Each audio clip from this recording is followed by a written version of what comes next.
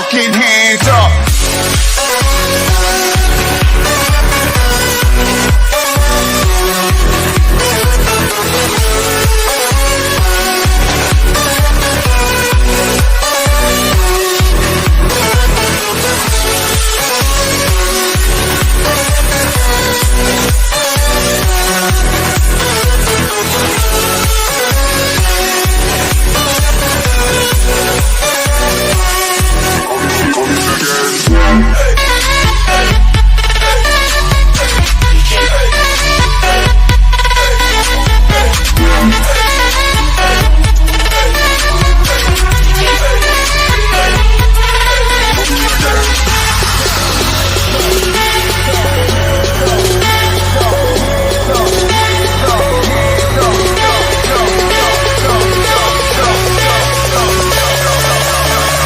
Put your fucking hands up.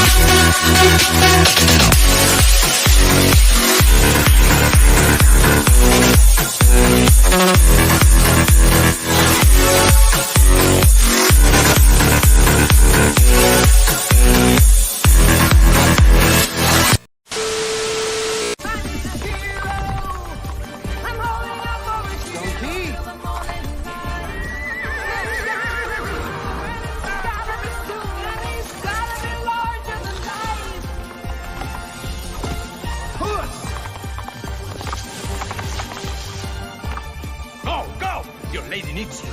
Go! Today, I'll repay my debt.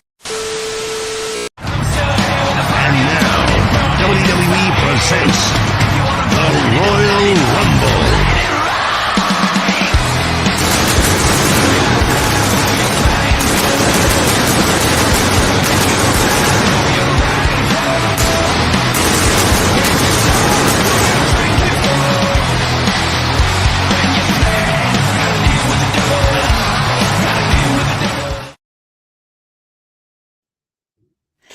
Ladies and gentlemen, welcome to Friday Night's Royal Rumble. What is going on? And we've got quite a bit to talk about.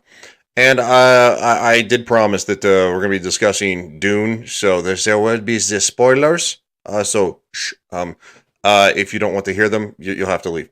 Then come back. I'll freely now. Cool. Yeah. No, JV, Lily, probably Clifton, you. I don't know about Shadu. What do you feel about doing there, Shadu? Hold on. I think your microphone's like. Are you in a fish tank? You. It sounds like a Peanuts teacher from Charlie Brown. Oh no, that's so funny. I hate this piece of fucking junk. You only spent $40. It's a piece of shit. Let's send it back. But you would think it'd be better than my laptop built-in microphone. And you can get a good mic for like $40. Why didn't you ask me what mic to get? On Amazon. What mic you should get? Yeah, my first microphone was like mic ever. My first microphone was like $50, but Razer Serene Minis are fine at that price at $50, and like Fifine makes some good ones at 50 to 80. Like you can do better at the Samsung Q2U is really good at about 60. When I bought it, 60 is probably gone should down. It's a USB mic. Since we went to you first because of the joke, how you doing, man?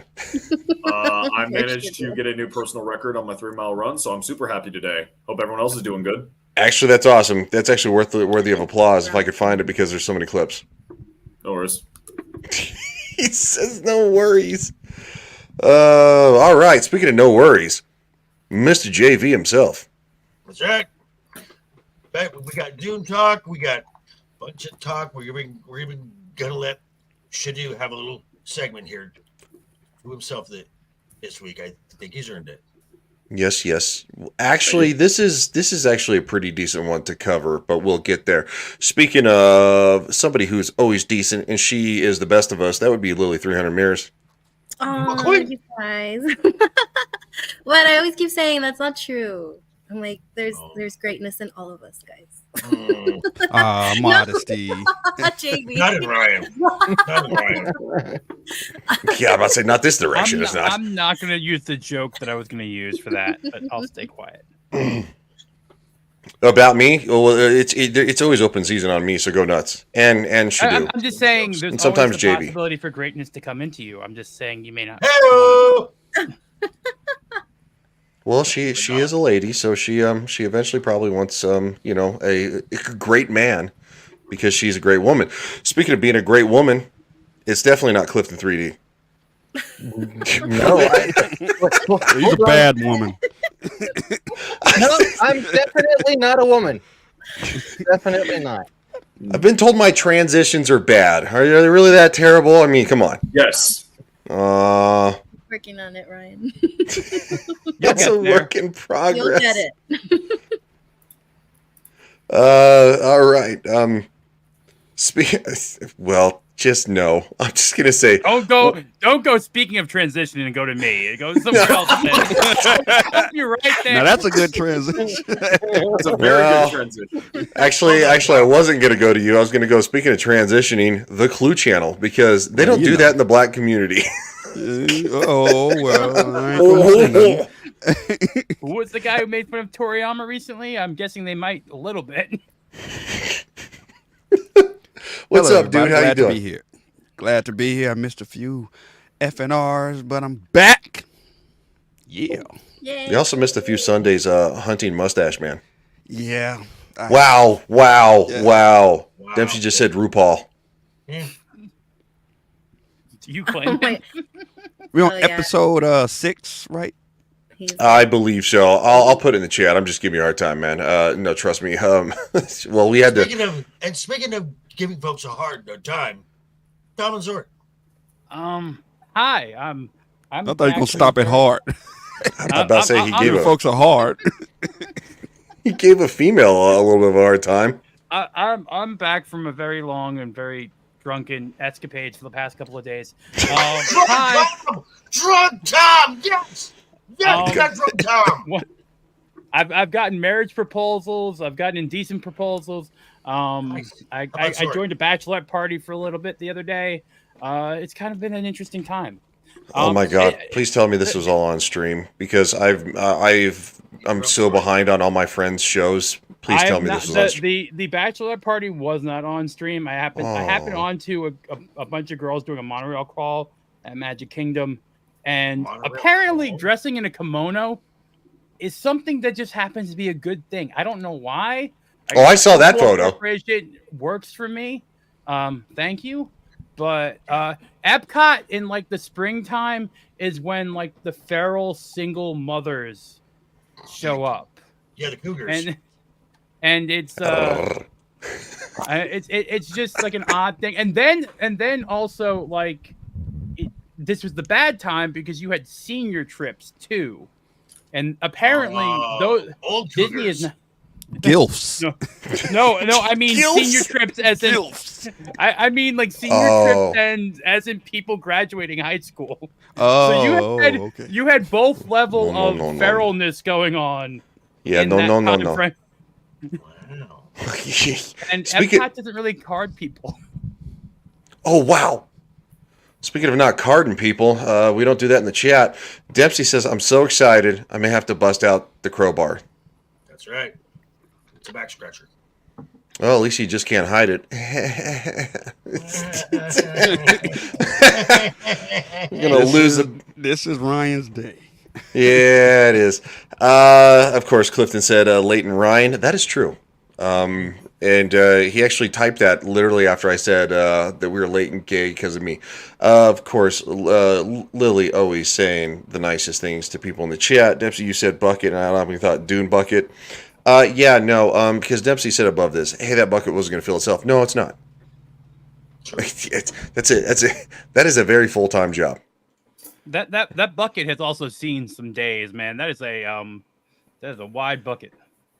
Seeing as I wasn't feeling necessarily the best a couple days ago, yes. Everybody's like going, "Oh my god, we didn't need the details."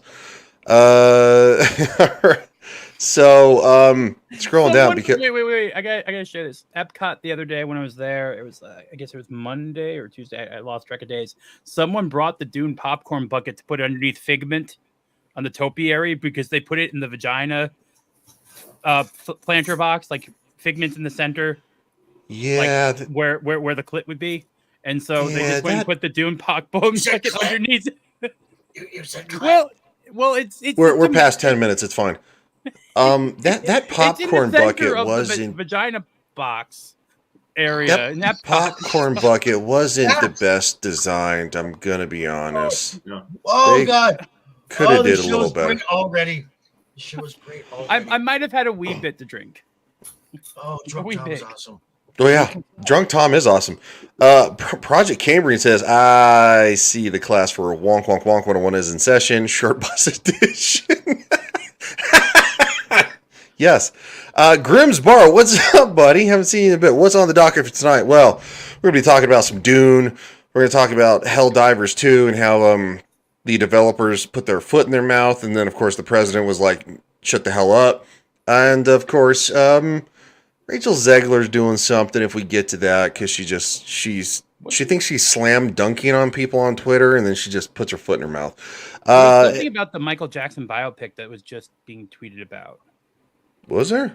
Yeah, I saw a picture of Michael Jackson, but I didn't. Antoine Fuqua, I think, is directing it, and he wants to like make a cleaner image. And I guess some people are the people that think Michael Jackson did things are very like, no, that's not how this story goes. And I know that's not really the case when you talk to family members. Antoine Fuqua? Yeah, Training Day. And he also did an episode of The Mandalorian. Is it an action film? Or what? No, it's a biopic. I'm joking, but I don't know who they cast though. Like, who did they cast? Who's like, Michael? Yeah, his nephew. His nephew's nephew's actually playing him. Okay, that actually might be a good fit. His nephew Jafar. Can he dance? Because we can't dance. Yes, he can. Yeah, I've already seen like some footage. Oh, can he? Yeah, I've seen like some footage and some pictures of him, and he looks exactly like Michael. It's crazy. That's awesome. Antoine Fuqua directed an episode of the Mando when? And he directed the Prisoner episode in the first season. Oh, with Bill They Burr. were on the prison ship with Bill Burr. Yeah. Okay. It was a good episode. That's not Antoine Fuqua. Am I messing up the name up? Uh-huh. I think so, yeah. Oh, then I apologize to the person I don't know the name of. That sounds very similar. Okay, back to the chat though, real quick, because we look. Beak has a question for Shadu. What was your time? Rick, 25:05 for a 3 mile run, and then 3 or 4 weeks prior it was 26:58. So I basically shaved off 2 minutes. That's why I'm so damn hyped. No, that's good. No, seriously, every little bit counts. Matt says Shadu is broadcasting from Iraq. The worms can't carry the signal fast enough to prevent lag. That's pretty funny. Yeah, I don't have enough salaries to pay for the best Shai Halud. Yeah. Project Cambrian says, laugh out loud, he'd be the ginger bearded redhead. It's only Clifton. Yeah. I guess. What? When he said speaking of not a woman, Clifton 3D, I imagine that's when that comment was written. Yeah. Oh, yeah. And just for the record, Rick Famuyiwa. I don't even know if I could say it. Rick Famu. Yeah. Nope. What's up, Rick? Again, I apologize. No, you're good, dude. Matt says, I heard that if you all identify as women, YouTube will boost your stream. No, I actually, in my appeals, I actually identify as a transgender black person or something like that. Content creator. Whenever I do my appeal, I take my original spiel, but I put that at the beginning. It doesn't work any better. Anna, that Star Wars girl lied. course, she's also a girl, so maybe she's more easily accessible as like a. I don't. You speak kinder about my YouTube girlfriend, okay? You want No, that's very different. Wow, did you? That's a different Completely Anna. different It's a Annas. different You just Anna. you just pulled a Dermy, man. Oh, Anna's gonna be mad. What? A Anna, few that months Star Wars back, girl, is very different than the Anna Game Land. Okay. Yeah. And a few Yeah, months no. back, Dermy mixed up the two, and they got into a fight over it. It was kind of funny. All right, Grimm's Bar. We're gonna move on because somehow it'll be my fault. I'll get yelled at by her. Did you? That is It's a actually great one. His heels were killing. That's actually pretty good. Natalie, what's up, Natalie? She asked me. She's like, "What's on the docket?" And I was like, "Well, you know, this, and this." And she's like, "What company?" And I'm like, "I forgot to text her back, but I wasn't going to tell her in the first place." I'm late, but tonight. But happy Friday. That's right, happy Friday. We're here. We're queer. Well, maybe only she do, and me, apparently. I'm coming up. Kimonos are nice. Never worn one, but I'm going to take yours and Tom's word for it. With that being said, I think we kind of covered saying hi to everybody. I don't see any other names in the chat. Oh, no, there's Wade. What's up, Wade? Hey, Wade. I don't want to miss Wade because he says that I miss him all the time. I don't, but he just said hi, so I got this one. Grimm's Bar says clipped. Yeah, that's about how it goes. All right. So I'm going to say this. This is the spoiler section. I want everybody to be able to. Clifton's cool. He's not that He's all right. He okay. Give us a hello there. Hello there.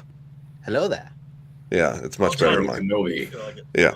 All right. So this is the spoiler section. We're going to talk about Dune 2. I'm going to let the ones who are the biggest fans, because again, I'm kind of a normie, never read the books, all that kind of stuff. Mr. JV, Lily, Tom, anybody else who wants to jump in, y'all go nuts. Let's go.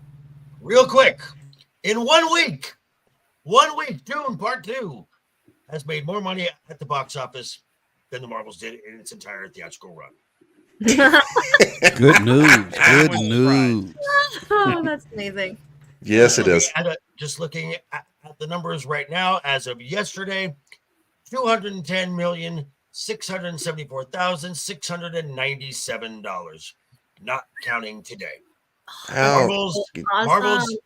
Marvel's barely cleared $200 million worldwide in its entire theatrical run. Damn. Yeah. That's awesome.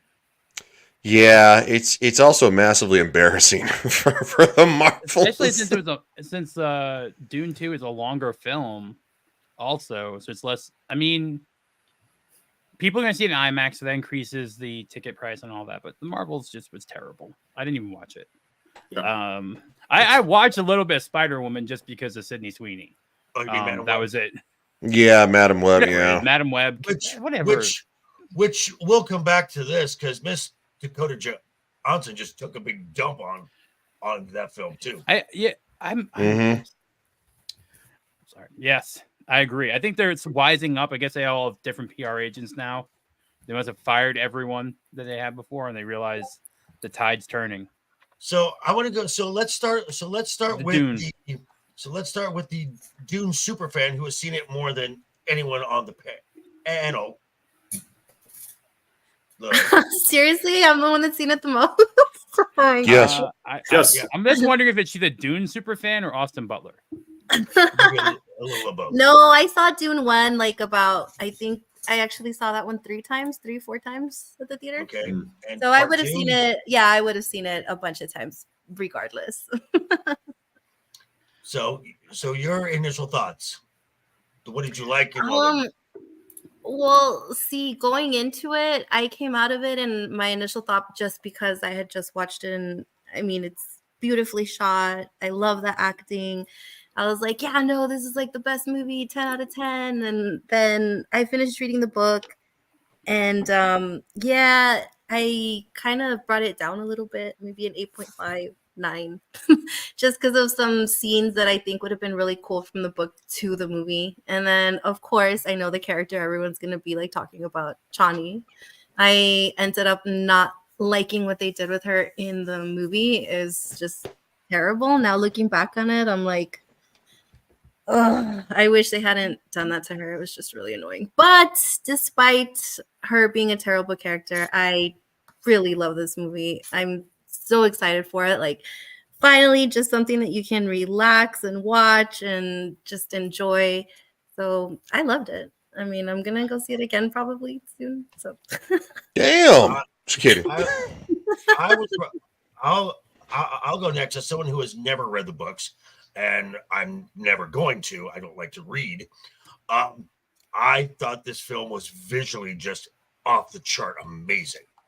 I know some folks talk about the soundtrack. It's really not a soundtrack. It's just a score, because all Hans Zimmer does now is just bang sounds against each other. So there's not much of a soundtrack per se. Timothée Chalamet absolutely owned this role as Paul, going from a bratty prince to this messianic leader. I thought was just amazing. Austin Butler, was really surprised with him. I haven't seen. I have not seen a lot of his work. That may have to change very soon. Actually, my favorite character in this film, actually there were two. It was Javier Bardem as Stilgar. Had just enough of that dry humor that was just gave just the right amount of levity, and Rebecca Ferguson was just fucking awesome. Very timid in the first film and kind of almost malevolent in this film, as she uses people's faith to drum up fear to elevate her son. And a lot of folks were like, oh, in the next film we got Walken and Pugh, and who were barely in the film. I think you can count the lines on the one hand for Walken. The little cameo of Anya Taylor-Joy, I'm like, oh, that's a nice little twist. And then the only other thing that I would say is a smart thing that they did, because there was some time jumps, but Lady Jessica was pregnant the entire film, so using her pregnancy to show passage of time, I thought was a very smart thing. I think this is a very good film. It's the best film so far. That's not saying much, and it's not going to say much because 2024 is going to be a very lean year as far as films go. 7.5 out of 10. Go see it. It's at least the worth a definitely worth a matinee showing. Yeah. All right. If you watch it though, try to watch it in IMAX. Like, it's not the same. I've heard from friends that it just does not look the same if you watch it on a regular screen. You miss a lot of details. Well, also just like the feeling of like the intensity and the vibrations and stuff. Like when the worms are moving or when you've got the fights going on, it just like feeling it is part of the experience. Real. My turn. Yeah, go ahead, dude. Yeah, go nuts, man. No, I was gonna read this real quick from Project Cambrian. Says, I was disappointed with part 1. Fell asleep twice. Took 3 seconds to get through it. As somebody who watched part 1 like a year and like 3 months after it came out, I watched it on an airplane. It was good entertainment for on an airplane, but it was very detailed. It was slower, yes, but that's kind of, from what I understand, that's kind of how it goes. So I have a question though. Was part 1 kind of? It felt like it was almost filmed for streaming in some ways because it was released simultaneously. So I watched part 1 throughout a day. Like I was just watching it, pause, going to do some work, pause, rewatch it, pause, because it was during the pandemic. It's one of those things too that you can watch in increments. It was part of what's the guy's name at the time for the Warner Brothers. He had that idea, Project Popcorn, for that entire year, where everything got released day and date. Yeah, so I think the film would have been done differently if it was going straight to theaters. I feel like the pacing might have been done a little bit different. Just my opinion. On part 1, to be fair, the book is fairly slow in the beginning as well. They couldn't. I mean, they could have probably forced in some action scenes, but there's not really a lot they could have added based off the scenes that you've got there to make it less slow. Yep. But I'll just going from like the miniseries. The miniseries for the parts of the book did not feel slow. So if you think about it, comparing it to the miniseries from Dune and the part 1 of the movie, it's the same content being covered, and they took longer to cover that content in the movie. Where I know in the book you don't get Kaladin, in the miniseries you don't get Kaladin. They kind of just start off on the trip over to Arrakis, but I think like you didn't need the Sardaukar scene to see the Sardaukar coming. That was just to have a cool shot and be a little pretentious, kind of. To me, it's like Denis Villeneuve is Zack Snyder, but foreign, a little bit. Like, except Denny has talent. But I think they also waste real estate sometimes. What's up there, Ego? How you doing, man? We're gonna have to get you back on here, probably really soon. Next week on Wednesday. I mean, I'd even be willing to extend him an invitation for Friday night. I mean, let's make it a twofer. Might as well. Part 2. Okay. All right, that's my bad joke. But as for part 2, I think the issues were just character changes from the book. Chani is a priestess in the book. She is full in deep on Paul. She believes she is his number one fan, and having Chani be the representative of a modern woman, and especially the Northern Fremen stuff, which wouldn't exist. It doesn't exist in the book. This concept of having the intellectual Fremen, or the we don't believe in these superstition stuff, or secular. This prophecy. And I understand part of the book is about that, about prophecies and about prophetic figures and stuff like that. But these are harsh people that live in a stressful environment. Normally, there's not really much of a divide between ideologies too much, especially in that concept. But I love the movie, though. It's an 8 out of 10 easily for me, or 8.5. I just wish they cut the last scene.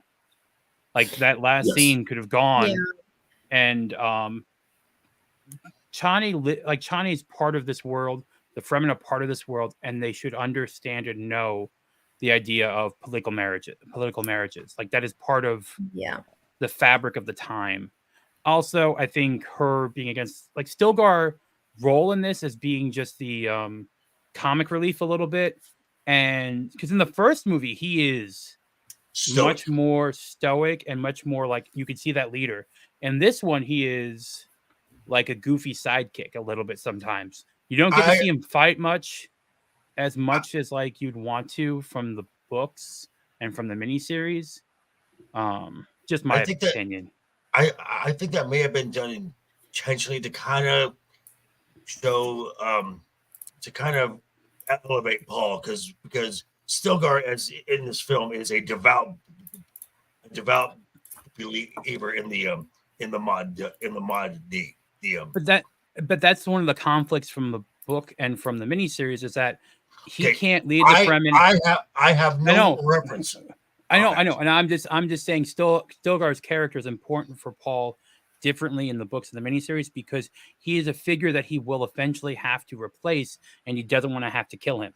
And that's a conflict that Paul has that exists, that is separate from here, that I think would have made more personal of a conflict if he had this leader figure that he would have to, it'd be almost like killing his father, right? In terms of he is being taught by Stilgar. Not as much by Chani. He's being taught by Stilgar more so. Well, I know there's a point of contention, right, between people who right now are enjoying the movie and people who love the books, right? What's up there, Andy Pickle on the Rumble? Hello, Andy. Said that is my issue. They didn't include Lady Jessica explaining to Chani that Paul had to have a political marriage or to weaken the family position. I know that's a massive point of contention. It's even been commented on prominent figures in our sphere. I know Tom from Midnight's Edge. I love Tom. I think he's a great guy. He's been on this literal podcast. Been a while. Been a long time. Yeah. But he's been on here. We, and he kind of, had kind of the same opinion. Like, he enjoyed the movie, but there are people who love the books that are kind of like pushing back a little bit. And I have my theory on that, and I'm just going to say this, and I think I've said this in our little chat once before, and it may not have come out clear because I was typing it. Lost in text. If you have issues with the way Luke Skywalker is portrayed in Disney Star Wars, you should have issues with the way Chani's portrayed in Dune. It's a similar I think thing. that's a fair take, and that's kind of the take that I had on it. And if you have issues with what's going on with Marvel, if you have issues with hold on, JB. Then you should also have issues with what's going on with characters in Dune. If you care about source material and you say protect characters, then whenever a character is changed, even if you happen to like the thing better, you should still be like, hey, that character is not really the right way. Because if we're going to call a spade, it should be uniform. You can't be like, oh, well, this one we like a little bit more, so we're going to let this thing go because it's an adaptation. So was the Last Jedi. I think the thing is that we never had any books to reference from in Star Wars. So all we got to a lot of the fans only got to see like decent Luke point, yes. But there was the extended universe. So if you haven't read the books of Dune, you don't know what she's like. That's exactly my point that I said. I came out of the theater and I had no issue with her because I thought, oh, okay, well that must be what her character's like. I didn't necessarily like it 100%, but I was like, okay, I guess, until I read the book and I saw that, yeah, her character was completely different. And then I was like, okay, now I have an issue with it because now this isn't the way that she's supposed to be portrayed. Yeah. But you say the same thing for people. Hold on, JB, go ahead. Go ahead, JB. Go ahead. And this is not a new thing. When the Lord of the Rings films came out, the book lovers railed against the films. They did not like them. They eventually came around. This has been the same thing with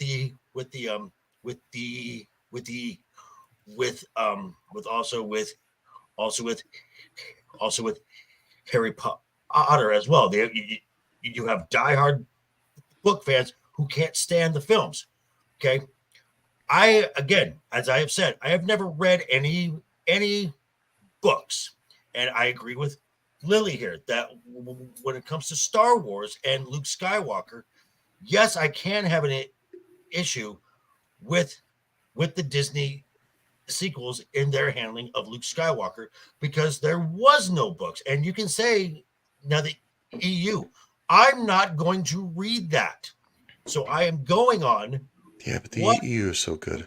The EU came out after the original films, right? It did, it did. So in the case of Star Wars, that point is moot because the original 3 films, that is the source. I wouldn't say it. Real quick, let me get to the chat. I wouldn't say it's moot, and then I'll say something on the fact of this because I'm actually coming from. I see both sides of this. Matt says they literally ruined Chani. The time shortening meant that they did not have her and Paul's first child, whom Harkonnen's. I probably said that wrong. Killed and. Yeah, okay, and so it also look. It's a couple more. It's not stewardship when they generate excuses for changes outside of runtime. Andy Pickle says, I'll see what you're saying, and I'll answer with the Wheel of Time, Amazon's Wheel of Trash. Yes, who I watched. So, look, I think we're all coming from the same direction here. What I'm going to say is, yes, I kind of agree with the Star Wars thing a little bit on that, because there weren't... the EU was there, but Disney decided that it didn't no longer matter. Like, they wanted to do their own thing.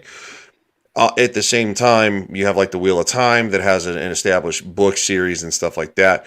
You have, Game of Thrones, established book series, Dune, Lord of the Rings, Harry Potter.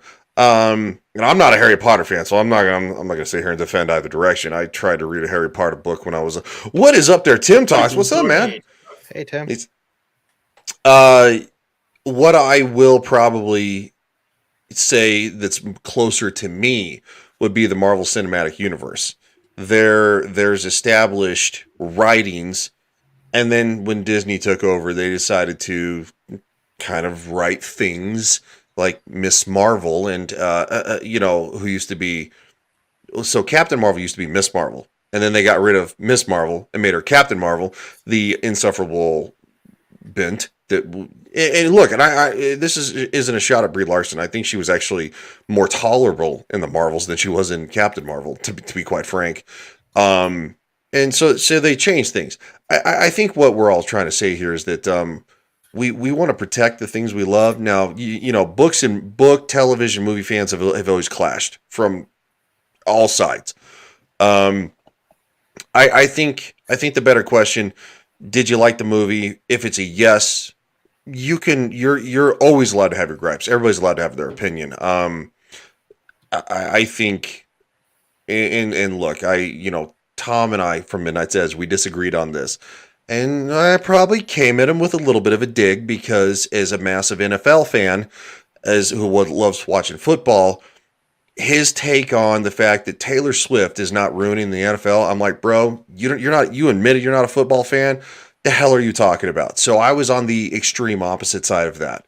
And even Nina, who admitted she was not a football fan.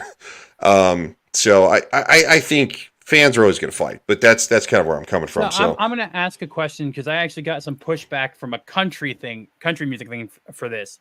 Mm-hmm. What do you feel about the term tourist for fans?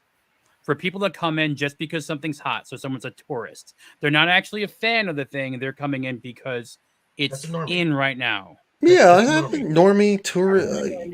Yeah, I think that works. Not really. I think for the delineation of being a tourist, you're coming in not out of like a love for the thing, but you're coming like if you're someone who's actually interested in the thing, normie or someone who's trying to be a fan. But if you're coming in because it's the hot thing, and then you come in and you go, well, this isn't what I was expecting, this isn't what I wanted, it needs to change, then you're a tourist. At least from like my interactions on Twitter and stuff like that. Yeah, like Taylor Swift fans being into the NFL, like that's a tourist probably. They're just coming in because of her, and then once it's over and they break up, they're not going to watch the NFL again.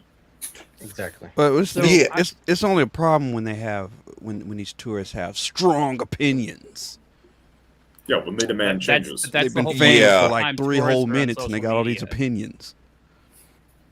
Well, and I think that's where a lot of us are coming from with most of this, right? Like, because the conversation we're having here between the movie being something that is received as being well done, not incredible. Most movies are not done incredibly when they adapt source material. Did you think it was incredible? As an adaptation, no. As a film, I gave it a 9 out of 10 originally.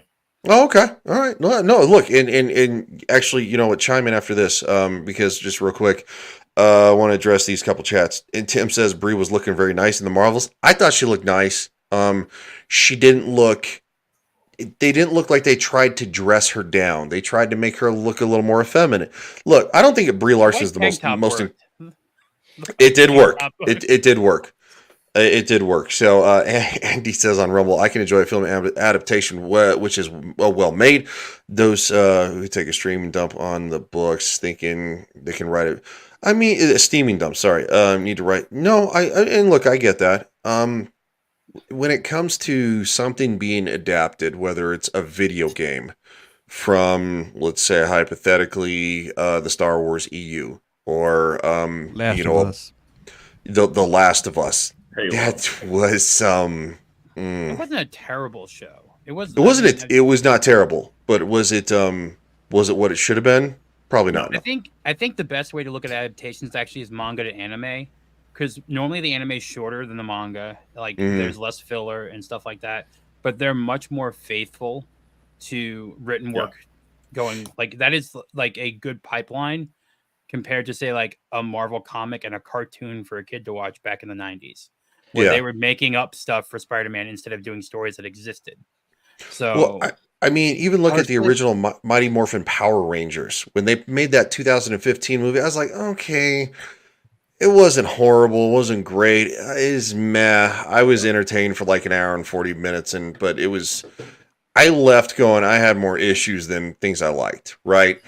And I think we can talk about that with Cowboy Bebop, who I'm a fan of the original '98 anime. Anime is good. The Netflix thing was what the hell. Right. Then you have One Piece, which if they do that good, I mean, it wasn't perfect, but it definitely drew people in to watch the original. Yeah.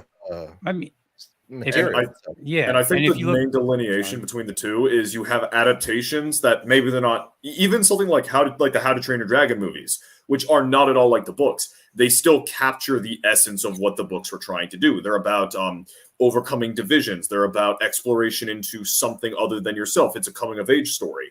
But then you take something like, say, The Witcher show, which is relatively faithful, but the details they change completely alter the core of the story, change the character of the story. And I think that's fundamentally why a lot of these adaptations fall flat. Something like the MCU, the early days of it, where they didn't necessarily adapt one-to-one. Like Iron Man was not comics Iron Man. Captain America was not comics Captain America. But they were still the core character. It's like how a lot of fans don't like the new Punisher, for instance, where they're getting rid of his guns and they're giving him swords because IRL politics. They're not keeping character. Yeah. You didn't hear about that? No, I didn't hear. What the?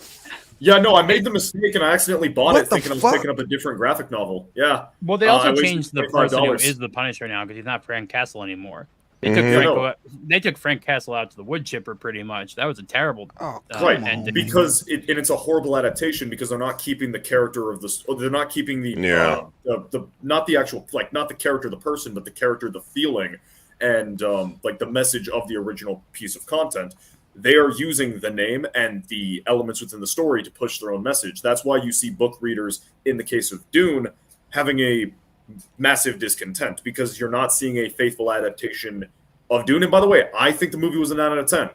I don't hate the movie. I can enjoy the movie separate from the book.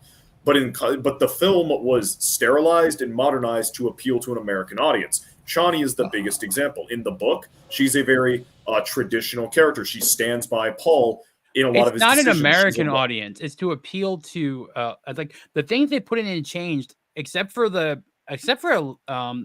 Alea, Lady Jessica's baby, Alia.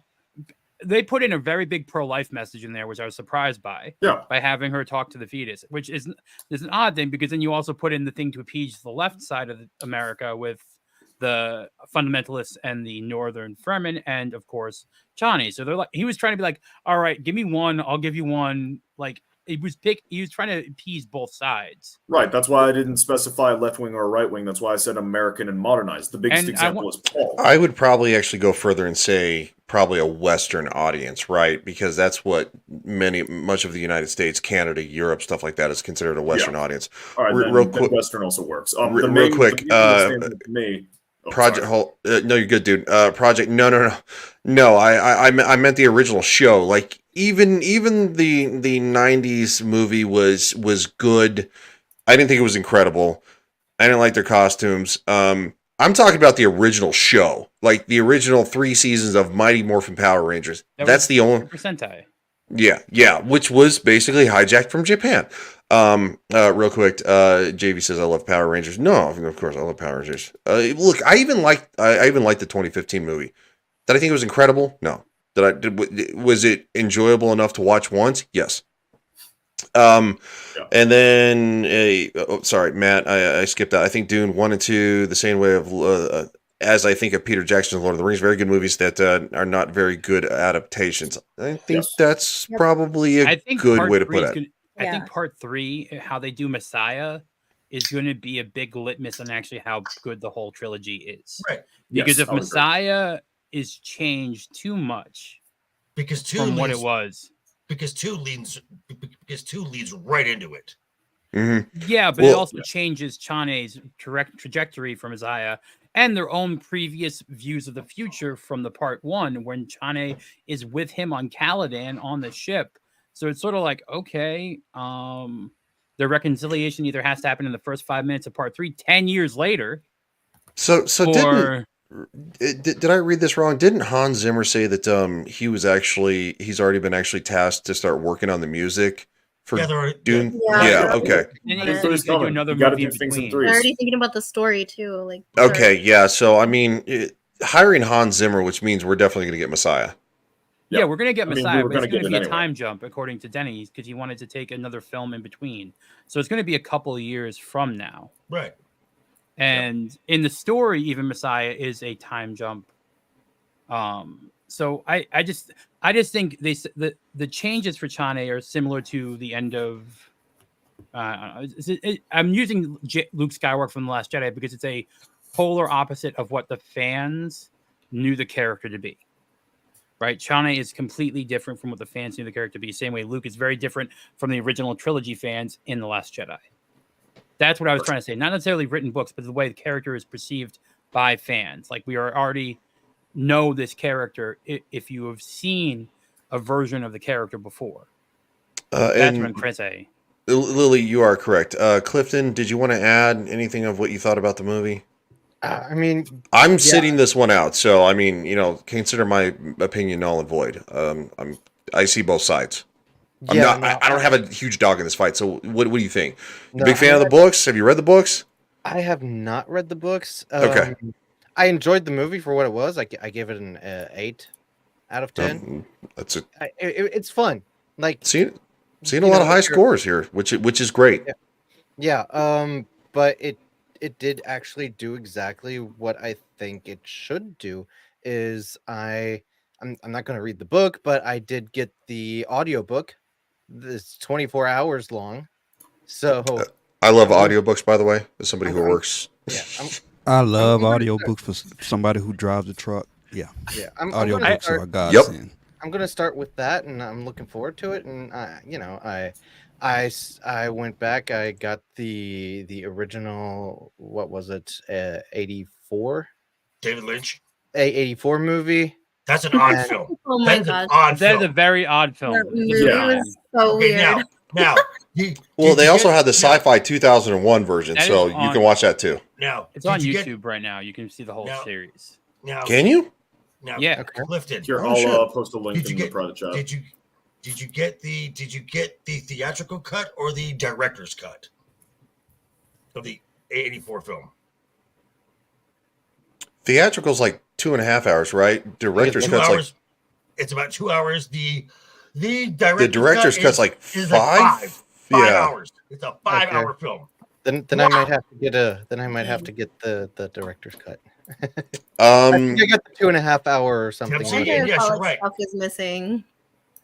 Dempsey, you're right. That's the same guy who did Mulholland Drive.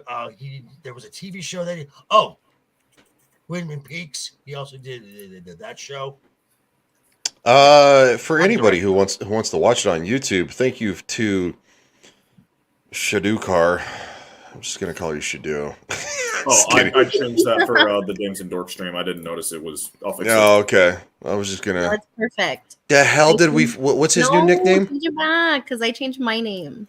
Okay. Oh, you got to change it back. Do it for Lily. She asked. I'm doing what I'm told. There we She's go. queen of the stream. All right, there's the YouTube link for anybody who wants it. JV, if you want to post that in your chat or anybody else, because I can only do it to mine. Shout. I mean, thank Tom. He's the one who said it was there. I just Googled it.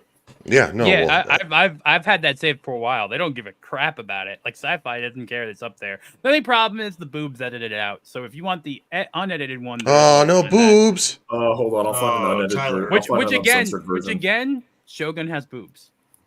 I was gonna say, yeah, Tyler won't watch it without the boobs. So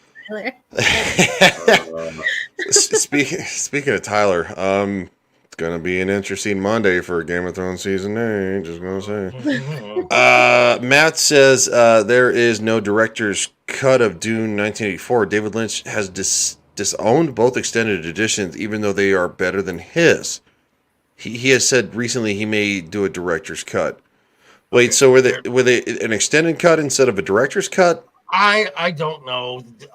I know that the first time I saw it, it came with 2 tapes and it was over 5 hours long. Oh my gosh, tapes. Oh yeah, no, it reminds me of when I bought Titanic for the first time as a kid at Walmart. It had 2 tapes and it was like a 3-hour, What the heck? Please put in tape 2. You're like, well, Titanic sucks. No, it doesn't. Jack Lives Matter. I like Titanic. Titanic is a good movie. Even though Jack was murdered, I like Titanic. Yeah, even though Jack was murdered, I still like it too. Hold on. You He know paid what, the price JV? for he paid the price. That's all. You know what, JV? You earned this one.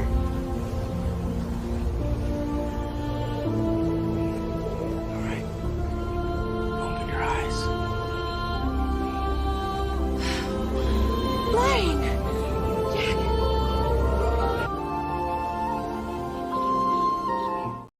I can only watch so much of that.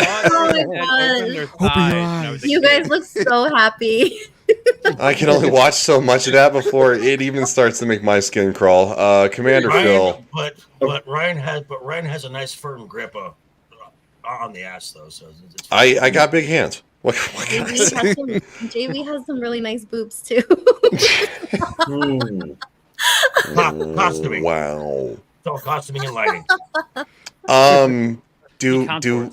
Do we have any final thoughts on Dune before we move on? Austin Butler is awesome, and I loved him as Pedro. Okay. Sorry, okay, I had now, to torture okay. Shadu a little bit more. Okay, I think that, and just to mention this, the visuals for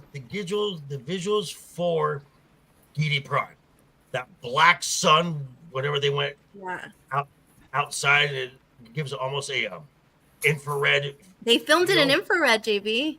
So you're right. Okay, well, yeah, they filmed it in infrared. Mm-hmm. Oh, so good, so good. I So want beautiful. Universal to talk to the people behind the movie, because I want to see Getty Prime in a theme park in some way. Like, I think there could be some attractions based off of this movie that could be really interesting. Just have people fight in an arena. Yes, that's what I was thinking. I don't care. Like it's like an arena, like it's like a dinner show type thing, like medieval times, where you Make it reserve inside it like a couple days in That's advance. awesome. I would You go go see in, the that, lighting for makes everything sure. black and white, and you're just eating I'd ride food. a Those guys are worm. beating You know, each other. give me a racket, I'd ride a worm. Exactly. Why stop there? Have Getty Oh, Prime. which, by the way, did you there's a clip out there somewhere of a guy at a con dressed up as a Fremen, and he's copy claiming them. He's copy claiming the clips right now on Twitter, because a lot of people shared out the thing of him going around on his little Segway with the worm and all that. He's claiming them and taking them down. Why? Which tells me that, like, hater. Yeah, the guy's actually taking him down for copyright claims. Wow. Oh, because that he's not getting the views or whatever. I saw it because I think Chris Gore shared it one time. Yeah. When we first started, because he was going to the movie. He literally took the Segway into the movie and all that, and he's claiming them. Hold on, I'm going to Twitter right now. That's so I'm pretty sure he's claiming them. Last time I looked to see it, because I was gonna send one, be like, "Hey, this is like, I was gonna do it in Galaxy's Edge and bring the little Segway in and just pretend to be." Yeah, but Ryan finds the clip or something. No, seriously, this movie was really great, guys. It's awesome. If you haven't seen it, definitely check it out. It's really worth watching. And like I said, IMAX. IMAX is the only way to see this film. Yes. I have a curiosity. I found it. Aaron Taylor-Joy taller than Timothée Chalamet? I think she is. Because he's a short dude. He's like 5'5" or 5'7". Yeah, I don't think he's a big guy. 5'8". Timothy. But I think Anna Taylor-Joy is pretty tall, isn't she? She's 5'8", and he is 5'10", so he's 2 inches taller than her. Okay. All right. So I was just wondering if she would be taller than him at the time. Like a little Tom Holland situation. Oh no, not the Tom Holland. Speaking of your local AMC, I hope this guy kind of so apparently this is on a TikTok. This, I don't know if this person is filming for this guy or what. That is cool as shit. That is no, I know it is. So awesome. Could it have been the music? Maybe the claim. Maybe it's the music. It may be, and I stopped it at 9 seconds, which is usually about where you should be okay. Yeah, because usually about 12 to 15 seconds is where you get capped. But we're late in the stream, so that should give us some points, right? So I think overall we can all agree this is a very well made film. I mean, go see it, have fun. Outside of the film, I know I told Ryan about the game. Is anyone else actually interested in the Dune Awakening game? That is No, absolutely I've not. seen the It is trailer. not a Dune game. I said I was gonna play it. Well, Nope, then because of you it not know what? having Tom and the- Lily and I will all play it together. JV. I live in the desert. I'm basically a Fremen, so I got this. I'm not a gamer. God. No, I know, but it's funny that I asked if they would actually make you play video games. Shadu, stop being a punk. Just play the game. Well, no, because it's not a Dune game. It's just a generic desert survival game. They slapped the name Dune on for cheap Just marketing points. Get it? That's my play contention survival point. with us. It's the I'm same way sorry. Helldivers 2 is not a Starship Trooper game. It's Oh, just a game it's that not a exactly Starship like Trooper Cars. It's very It's not. much It's also similar. got elements of Halo and Warhammer in it, thus it's legally distinct. Well, Shadow, there you go. All right. I'll be back. I'll be See you, back JV. again. Enjoy the cancer. All right, Shadu brought it up. This is from PC Gamer, so you know it's going to be probably pretty close to a hot take. Helldivers 2 boss apologizes for horrible dev comments, saying Arrowhead has taken action to internally educate our developers. Shadow wanted to talk about this, and he wanted to talk about the game, and then all of a sudden I stumbled upon this article. Okay, so the first Helldivers 2 balance patch went live recently, and it hasn't gone over well with some players. Those embers of discontent were fanned by a few members of the Helldivers team, because again, it's the whole idea of like, it's not you. No, I'm sorry, it's not me, it's you. And it's like, no, it's you. You screwed the fuck up. Okay, Hold on. If I give a little bit of context to that. Did you read the article? I've read the article. I've also played the game, and I've talked to a bunch of people, and I know. Okay, then you can add context. Yeah, I just don't want you to get ahead of the show. I played the game too. Yeah. So the specific issue people are bringing up is it's a combination of things. So at certain difficulties, there are certain weapons and equipment that you absolutely need to use if you want to play the game optimally. Now, you can do any loadout as long as you're coordinating with your teammates. But most people don't want to deal with other people when playing this game. They want to do it alone, and that requires the best gear and equipment.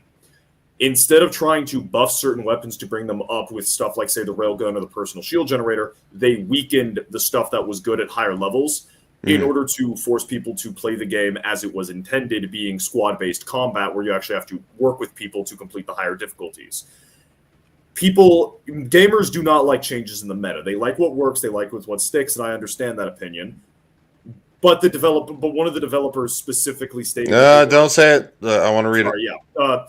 Both sides. You've got people who are justified in their discontent, but also are using very inflammatory language to express that. And then you have developers who either meant well and just could not communicate properly, or are actively hostile. So the one thing I would like to say is we're talking about the guy who is the game, like the world leader, right? The guy who's basically in charge of the war going on. I don't know if it's Joel. I don't know if Joel's the one who said it. Okay. So my viewpoint is I don't care when people change the meta, you adapt to the game. Right. If you find something that breaks the game to make it work for you and they change it, so what? I've played mostly solo, some squad based for this with randoms and stuff like that. Game's hard. That's fun. Games used to be hard. It's sort of Souls-like in some ways where it is hard. I spent money on this. I don't want to be done with it in like 20 minutes. So that's where I don't mind the whole changing the meta. If you're upset because your loadout isn't working anymore, find a new one.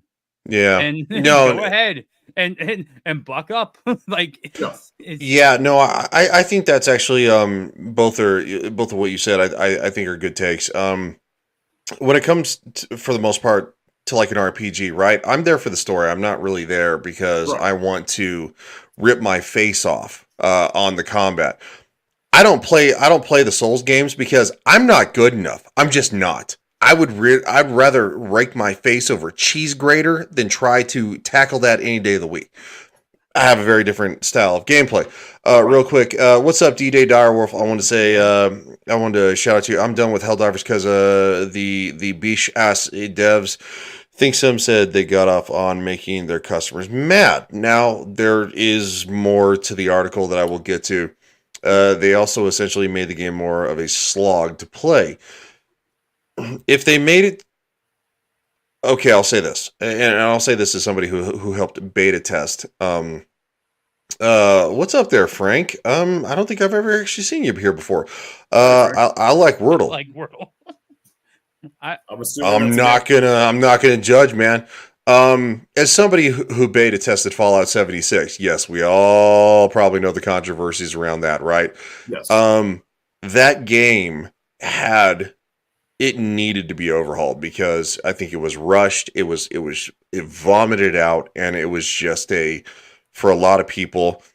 I had some issues. I was playing on PlayStation 4. I think PS4 had the least amount of issues out of everybody.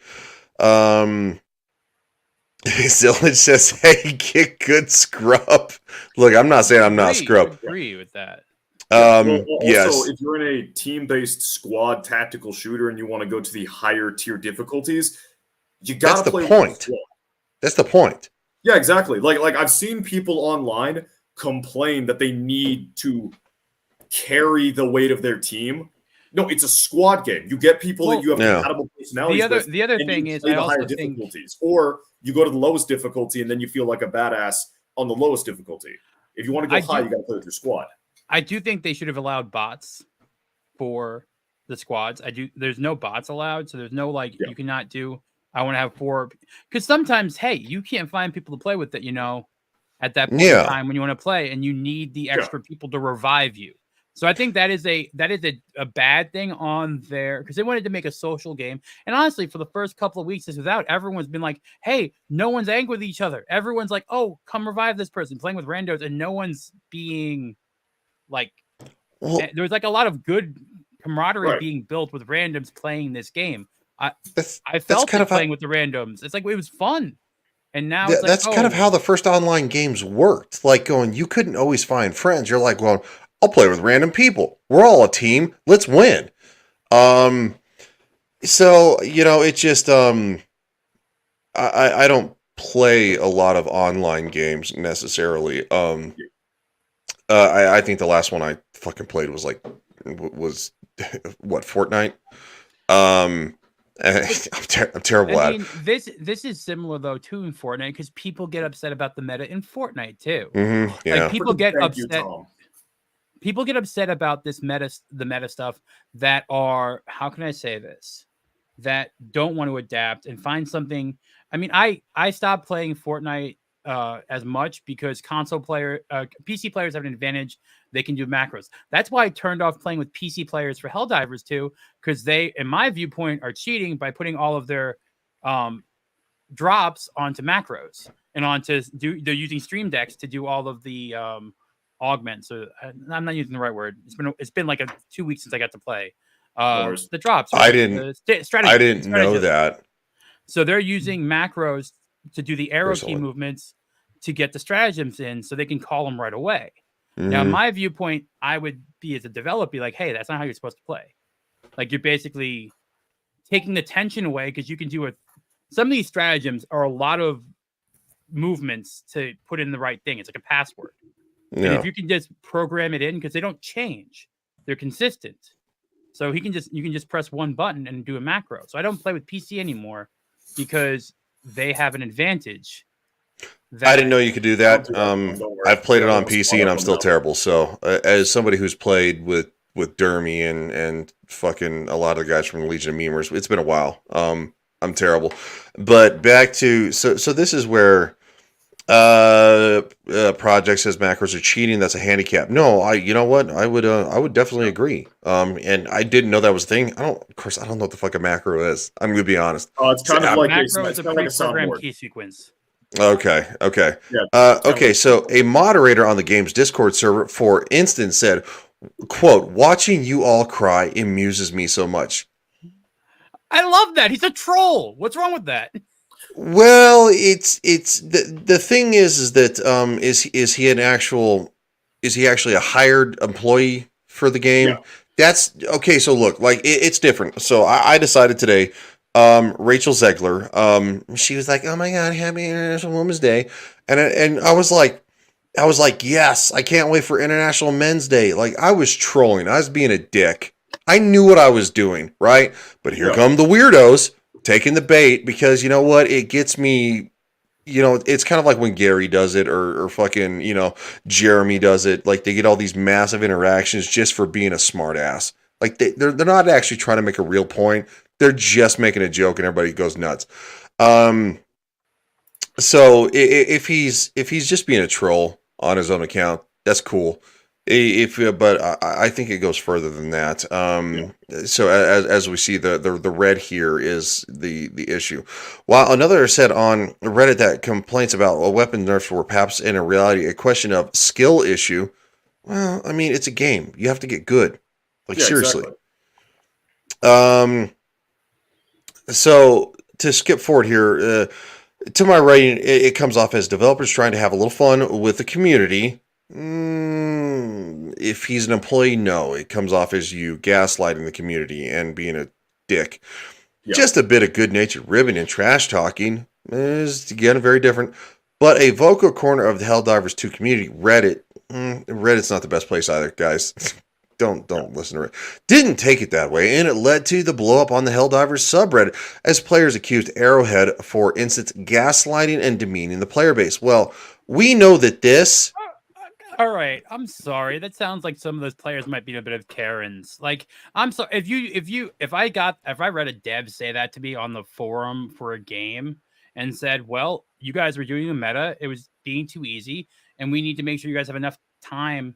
So in my viewpoint, I'm coming from the developer's mind, like, all right, well, we have to make sure there's enough time for us to build the content out for what's going on in this game. So I'm either going to get yelled at because they beat things too quickly because the meta they were using was not what we were expected, and it ended up clearing more of the planets. So we're like, all right, we got to lower things down to make sure that we have enough time to make the content going forward that no one's going to complain because we didn't have content there. Mm-hmm. So like my mind goes that way. The person did a line that if you were a gamer, if you were in a Call of Duty lobby, you would have heard the same shit from someone you were playing with. Oh, so absolutely. If you're telling me you're a gamer and you're bitching about someone making that comment about them wanting to make it harder for you guys to actually play, you ain't a gamer. I'm sorry. You get bitched at, you get yelled at, and if you suck, you own up to it and you get better. Yeah, no, that's very true. And Dempsey says, this sounds like a bunch of pussies on one. Yeah, to a certain extent. And I'm not going to say it's not.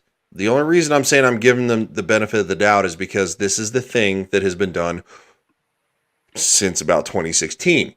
Now, real quick, Shadow. Yeah, no worries. Let me go further than this because it says some of the replies from developers did go a little far. Quote, "I'm feeding the rage a little for my own entertainment here. Just so you know," one wrote, seemingly acknowledging, so this is an actual developer, and dismissing the upsetting amongst the community. He then went on to say the balance patch made two of the most brainless play styles less viable, which, no surprise here, also didn't go over screaming well. No, because these people are funding your job. Yes. So that's where I'm not saying that dudes weren't whining, right? Like going, because people that are a fan of something can whine, but at the same time, we as fans have been literally railed against for almost the better part of a decade now, and we're called all these horrible names because you don't like this.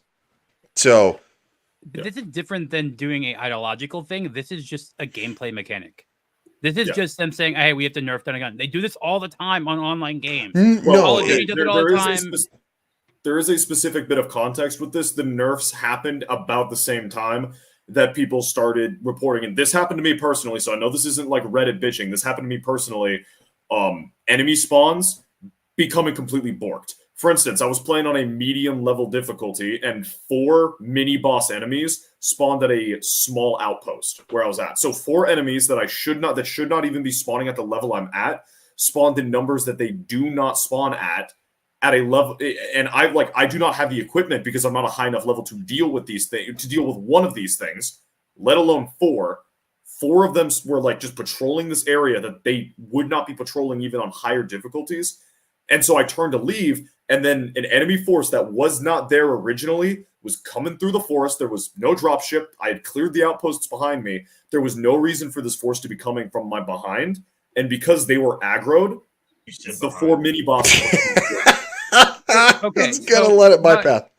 But my point is, I've gone to the automatons planets not prepared, and I just laugh it off. Like, I'm getting killed. I streamed it. I'm dying over and over again. I don't get pissed off. And then again, they just introduced the mechs, which means they might have been doing the balancing because the mechs were coming in.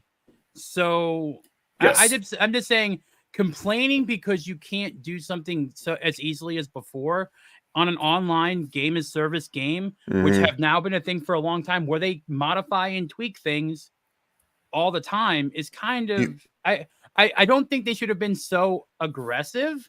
Right. But if these are gamers making this game, they're gonna talk like a gamer. And right. that's and what a gamer would have talked like. I think that's the main issue. You have the game is changing, so you have too many enemy situations where it's just not fun because all you're doing is spawning and dying because you want a lower tier difficulty, but you are getting the experience of a higher tier difficulty. And then you find out that the weapons you're using, the only way to actually survive these situations and progress, are being nerfed. And when you go, hey, there's a problem here, you are getting comments like, I'm intentionally pissing these people off because it's funny for me. Now, the article does mention, and I'm willing to believe this, that the leading team started reprimanding their employees that were doing this. And the reason I'm willing to believe this is, up until this point, the development team have been solid. When the game released, you had so many people wanting to play that you would have to sit in the queue for 3 freaking hours. Damn. Yeah. Yeah. The Hell queue no. was so big. They buffed it up to 500,000. The wait time was slightly better. They had to buff it up to 700,000 for the queue times to even be able to where you could actually load into the game when you boot it up. 700,000 concurrent players consistently. And that was after a bunch of people already refunded the game because they just could not get in. So, and then there were a bunch of minor bugs and minor issues that are tamed by EA or BioWare standards in modern day, that instead of going, we'll fix them when we fix, they fixed them. It's reported, they fix it. They even had a report thing in the Discord where if you had a specific issue, you could submit a complaint and they would get back to you and they would fix it for your specific situation within a couple of hours. So this has been a dev team that has been very solid on what they're doing. So I just think this was the perfect storm of overcorrection and then a few bad apple, and then a few guys who don't understand that when you are an employee, you have to be an employee. You cannot be a gamer when you're on company hours. But here's the other thing. They could also be in a ton of churn. Because if they've been fixing issues and trying to make everything I'm just giving a benefit of the doubt. Again, like I said, this dev team has been very forward, very direct with the consumers a lot of times, and it's a good product. It is fun. It is a very good game, and it's not $80. It's a $40 game. Yeah, it's very good. With no microtransaction. Well, there are some, but it's purely cosmetic. And you don't need to do it. You can get it playing through the game. You can get all of the Game Pass stuff playing through the game normally. So the long and the short of it here, and we're going to kind of use this to wrap up. D-Day says that Yap Labs can stream the game multiple times because of the limited server size. If it's a great game, everybody go nuts and have fun with it, right? We had a couple of... brings up a good point, though. It's only a 100-man dev team. It's a 100-man studio working on this. I can understand there being some people that are just tired. Sounded like a couple of people who just decided to be a Deutschbag. That being said, I kind of want to move on to the next topic.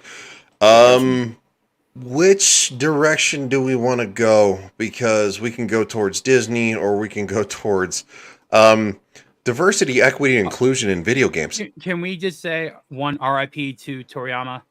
Yes, we can. For Dragon Ball, the creator of Dragon Ball Z, he died literally last night. 1st. Oh, March 1st. Okay. Yeah, March 1st. We heard about it late. If you want to cry, read what Oda and Ichiro, the creator of One Piece and of Naruto, wrote about him. It is I cried reading their statements. It was just it's like losing Disney back in the day, in my opinion. So. Yeah, Walt Disney. Yeah. Yeah. You know what? Tom said Disney, so here we go. This is what I was looking for. Here we go. So the trailer for Inside Out 2 has been released. Oh, this one. And there's gonna be we're gonna watch this, and there's gonna be further stills from Disney animation promos. We're gonna you'll see. This is Joy coming to you live in Riley's mind. Make some noise! Sadness is in the house. Okay, so real quick, the first movie was a big hit, right? Like a lot of people had fun. It was a good movie. I remember it was funny. I had issues with the first movie just because of how Riley's mind was represented, because it's set up in the movie that males had only male emotions inside the head and females only had females emotions inside the head, and she had both. Yeah. They never touch upon, and it's very subtle, but when you see the mom and the dad in the first movie, it's never touched upon, so it kind of makes me... I didn't like Inside Out for that reason. I think it was subliminal messaging a little bit. I think it had laziness. I thought it had a few issues. I don't know the intent behind it, but overall, I actually thought it was a really good movie. It was fine. So let's kind of. Do you guys think maybe they added that because of everything going on now, that it wasn't originally supposed to be with the message? Because maybe. I think it was originally they wanted. I think they didn't really put a lot of thought into it. They just wanted like a bunch of different characters. And then you had, because like you don't really see a lot of like the parents' heads that much, and they probably just wanted to like theme those around the specific parents' personalities. Whereas with Joy, you actually have more focus on the different characters. So it may have been the message, but I'm willing to give them the benefit of the doubt that it's probably just they wanted an interesting cast of characters, and you kind of need both sexes represented for that. It was a 2015 film, so I'm going to go with probably not. It was also coming from a previous thing a little bit. I know part of the inspiration, if you know Epcot, there was a ride or a show called Cranium Commando, which was basically this.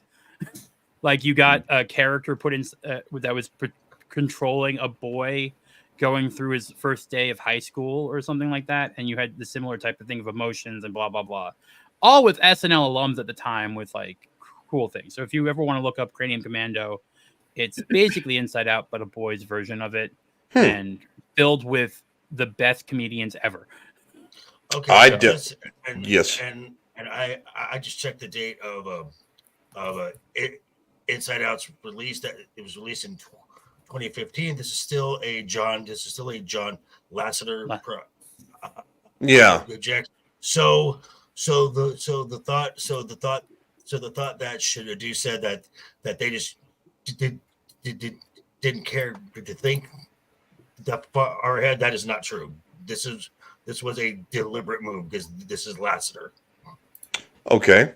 I mean, hey, fair enough. Let's. I haven't watched this. I don't know if anybody else has. Chat. Sure I have that little guy in my head too. Yeah, trust me. He's always there, so I'm like, I don't buy it that females only have like female. No, but I'm just telling you how it was represented inside the movie for the mom and the father. And no. That's what I'm saying. That it makes no sense. Like it's dumb. Like your emotions don't have a gender. Like they're just no. Anger is just anger for everybody. I think I've only got 5 angers in me. We gotta get our mouth guard, people. Fear. No, that's not ours. Disgust. Glad to have her on our team. Our little girl's growing up so fast. Ow. Sorry. It should be nothing but smooth sailing for... Hello. I'm anxiety. Where can I put my stuff? A new emotion. Oh, I'm sorry. We wanted to make such a good first impression. What do you mean, we? I'm Envy. Oh, look at your hair. Oh, yeah, not happening. That's on we. On what? It's what you would call the... Oh, God. Okay, first of all, why would she even know what ennui is? And that's not an emotion. No, it's not. That's like weird. They had to have the emo person in there, and they didn't want to call him emo. So we're gonna like, could we just get crazy? Could we have just gotten crazy? Like that emotion in the hysterical. Well, I mean, what's anxiety portrayed. Crazy. What were you gonna say, Clue? What's ennui mean? Basically melancholy. Aloof. Yeah, it's just like A feeling of weariness and dissatisfaction. So basically, boredom. I'm just waiting to see the one guy's brain inside of this one boy's brain with lust being there or horny. I want to see those emotions drawn in a Disney movie. I don't think we'll ever see that one, to be honest, because that emotion would be humping a chair. Yeah. Humping a couch. Oh my God. Yeah. Well, unfortunately, teenage boys are factories of insanity. I'm glad you said insanity. Currently experiencing it. Oh my gosh. Big fella. That's embarrassment. Welcome to All right, headquarters, embarrassment. I feel attacked with that. The one big guy is embarrassment. he is Come on. I think it actually means the fact that embarrassment is probably going to be one of the biggest things you can feel as a teenager. Period. Or at least for Riley. Yeah. Oh, we're doing a fit. No. Oh, nope. Going high. Oh, you got a real sweaty palm there, buddy. Wow, butt crack. Seriously. Oh no. No, like, come on, man. Come on, man. I was a big kid in high school, and I don't care. I was never embarrassed of anything. I think this is. I think we needed to have more minds than just having her perspective. I'm curious about that. Didn't they get the colors wrong for like Envy? Isn't she supposed to be the green one? Didn't they Well, you would think well, that they made disgust green, so you can't have the green-eyed monster. Sadly. Yeah. No, Envy's meant to be green. Because it comes from the state. You're green with envy. And also, shouldn't the embarrassment turn invisible? Like shouldn't that be like something like they just want to disappear? This is. I got to be honest. I think we're probably actually all thinking further into this than the actual developers of this movie. Well, yeah, now. Yeah. I like this. What's up, Lily? Oh no, nothing. I said I like discuss because she's funny. Okay. So I'm just gonna say this is definitely a modern movie with a high school that has a predominantly female. I guess in some areas, where this is again in San Francisco, right? Like they moved to San Francisco in the first movie. Yes. I mean, if you really want to call it out, that seems to be the only white kid. Well, no, there's the girl with the booty shorts on. She looks white. This should be a little bit Latino. This should be expected if you've watched Film Threat and Alan Ng's series on the D-Files, where he goes through Disney animation. Yeah. And ever since the ousting of John Lasseter, this is exactly. I will say the quality looks better than Turning Red. The quality of the animation does look better. I watched that movie. What the hell was I thinking? I'm just saying the actual quality of the animation style. That's all. No, I know. I'm just saying I watched that movie. What the hell was I thinking? Yeah, you weren't, because accurate. that None movie of is these horrendous kids are wearing and its Crocs. message is horrendous. Yeah. Are they wearing Crocs? No, I said this isn't accurate. None of them are wearing Crocs and sweats and looking all a mess. Yeah, no, because literally my nephew who just turned 15, he wears Crocs all the fucking time. I'm like, you realize those are kind of gay, right? And he's like, no, everybody's wearing Crocs. And I'm like, no, they're super gay. Wait, this is there's a lot of gay stuff going on. They just have to see a parent wear it once and they won't. Tell him that the trend started with Justin Bieber. Did it really? I didn't know that. It did. Yeah, it did. Well, I think the new generation likes the Biebs. So here's the other interesting. Here's the other interesting thing. I'm a lame old man. You're introducing these emotions that in the other movie none of the adults had, which means that at this point in time, all of those emotions will die. Makes sense. There are only the 4 emotions or 5 emotions in the adults, so it makes no sense that anxiety disappears. So I don't understand. You could see the other emotions changing. That would have been a better storyline, but they wanted more voice actors and they wanted more things to sell. But you would have had disgust turning into envy, or having sadness turning into anxiety, would have made a better concept of how emotions are complicated and they can change. Project says, like, why not courage for that character? I mean, I don't know, to be Because honest. Disney I likes doubt its if courage would stereotypes, be and the a stereotypical dude. teenager is anxious, depressed, and envious. Well, in today's world, it's actually kind of prominent.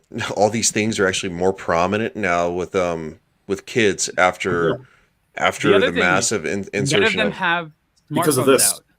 None of them are making TikTok. That's right. Should do. They The should be phone, making the TikTok. phone is to blame for everything. Holy crap, Tom, you're right. Why aren't they doing TikTok dances?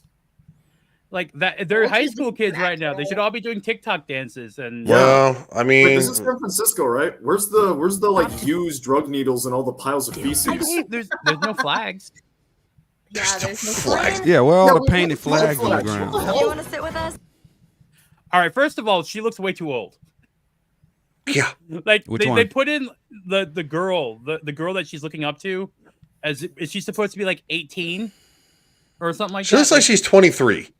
Like her character model looks so much older. She had to repeat a few grades. Don't judge. Yeah, exactly. I mean, put it this way: are they going into this girl's experimental stage? Because the way she's looking is not like, oh, I want to be this. Like she's got the going on in her I head mean- right now. Experimental stage? You mean this? Could be. Could be. These girls are so cool. We can't let her know we're excited. I got this. Joy, I'm just curious. Maybe Yeah.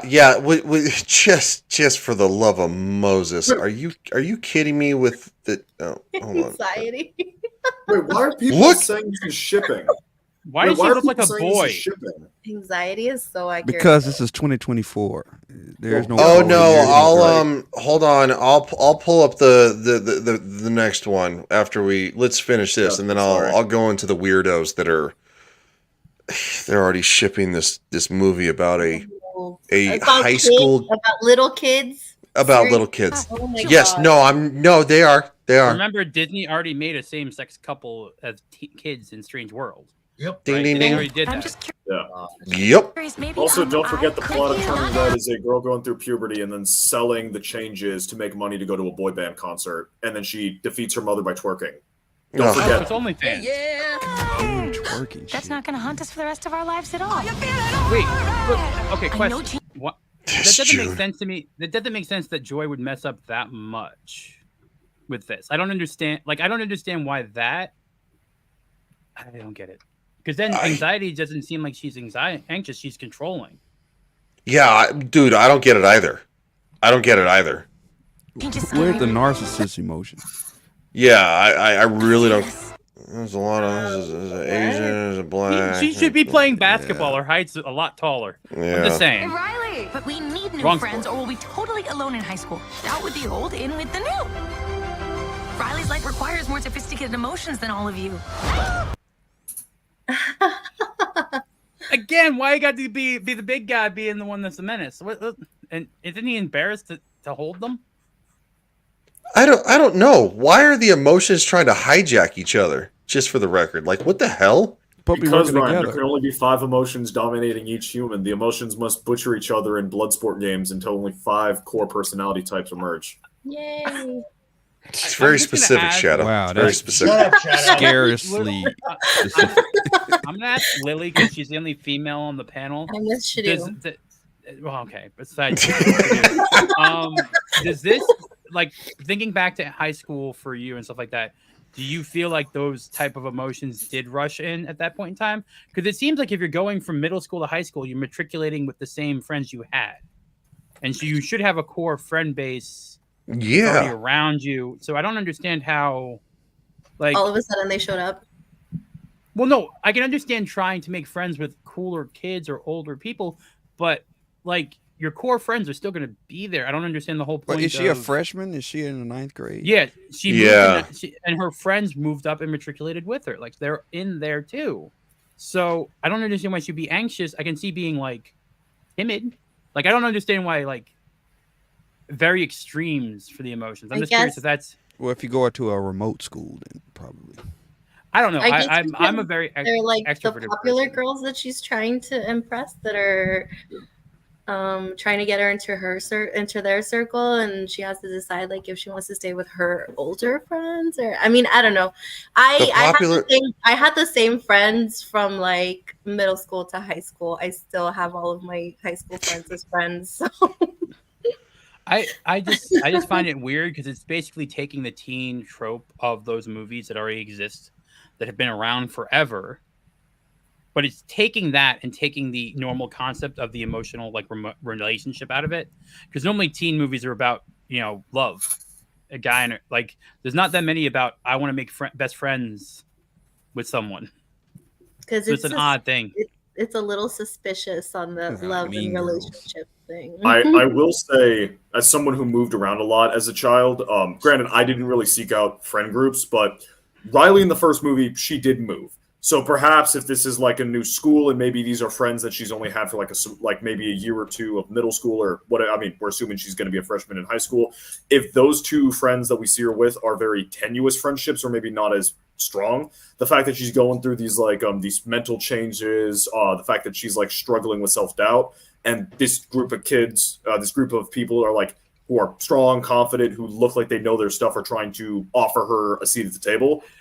If she doesn't have those same bonds of loyalty, which she wouldn't necessarily have because she's only known those other two people for a couple of months, maybe a couple of years, you could definitely see that kind of like the self-doubt causing her to make that bad choice. As someone who's moved around a lot and didn't really have a lot of firm connections with people. I don't remember what age she moved for the first movie, but I believe it was like second year of middle school, I think. Yeah, like middle school age. Yeah, so she could have only 2 to 3 years with these friends group. I'm just wondering at some point, does embarrassment become shame? Like, are these emotions going to change to be like more adult emotions? Because, I mean, they could. I don't know, but this trailer is actually confusing me, to be honest. A lot of good points. Again, there is a post where there are weirdos kind of doing things. So let's we got about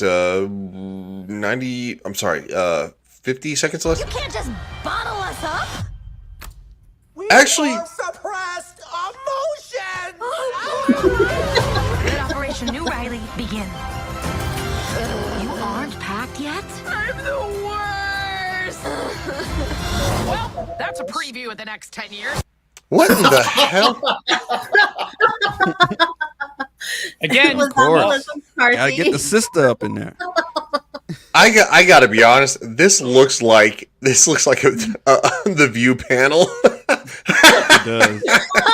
That's Whoopi right there in the red. Oh shit, that's funny. I don't know. We'll see. 10 years. Yeah, no, that Project says that was actually a funny few jokes. Yes, it was. Yeah, Adidas is about to say that. Look, I mean, we'll see. I'm not going to judge a book by its cover, but I will judge it by the weirdos, and we'll look at it literally in 30 seconds. Okay. Come on, well, sorry. Right. The cover is Disney. The cover is Disney. I know. You can judge us now. What has Disney done? What has Disney done since 2019 to give you the benefit of the doubt? What have they done? Nothing. Nothing. So this is suck upon suck upon suck upon suck. If there's any and just fourth power and just from the stuff that we have picked up in here, which we know Disney. True. It's very true. Which we know Disney animation is all about the message and their not so secret gay agenda. Oh yeah. This is one of the reasons that the Proud family that the Disney Studios, need to burn. That's also the reason why none of that stuff makes any money, and why I don't think this will either. On the rise. No. Oh no, this won't make money. But guess what? I bet you there'll be some blue-haired people with their kids that they shouldn't have going to see this. And again, that's actually where we're going to go, because a lot of blue-haired weirdos are celebrating this movie. But I just wanted to finish the trailer first.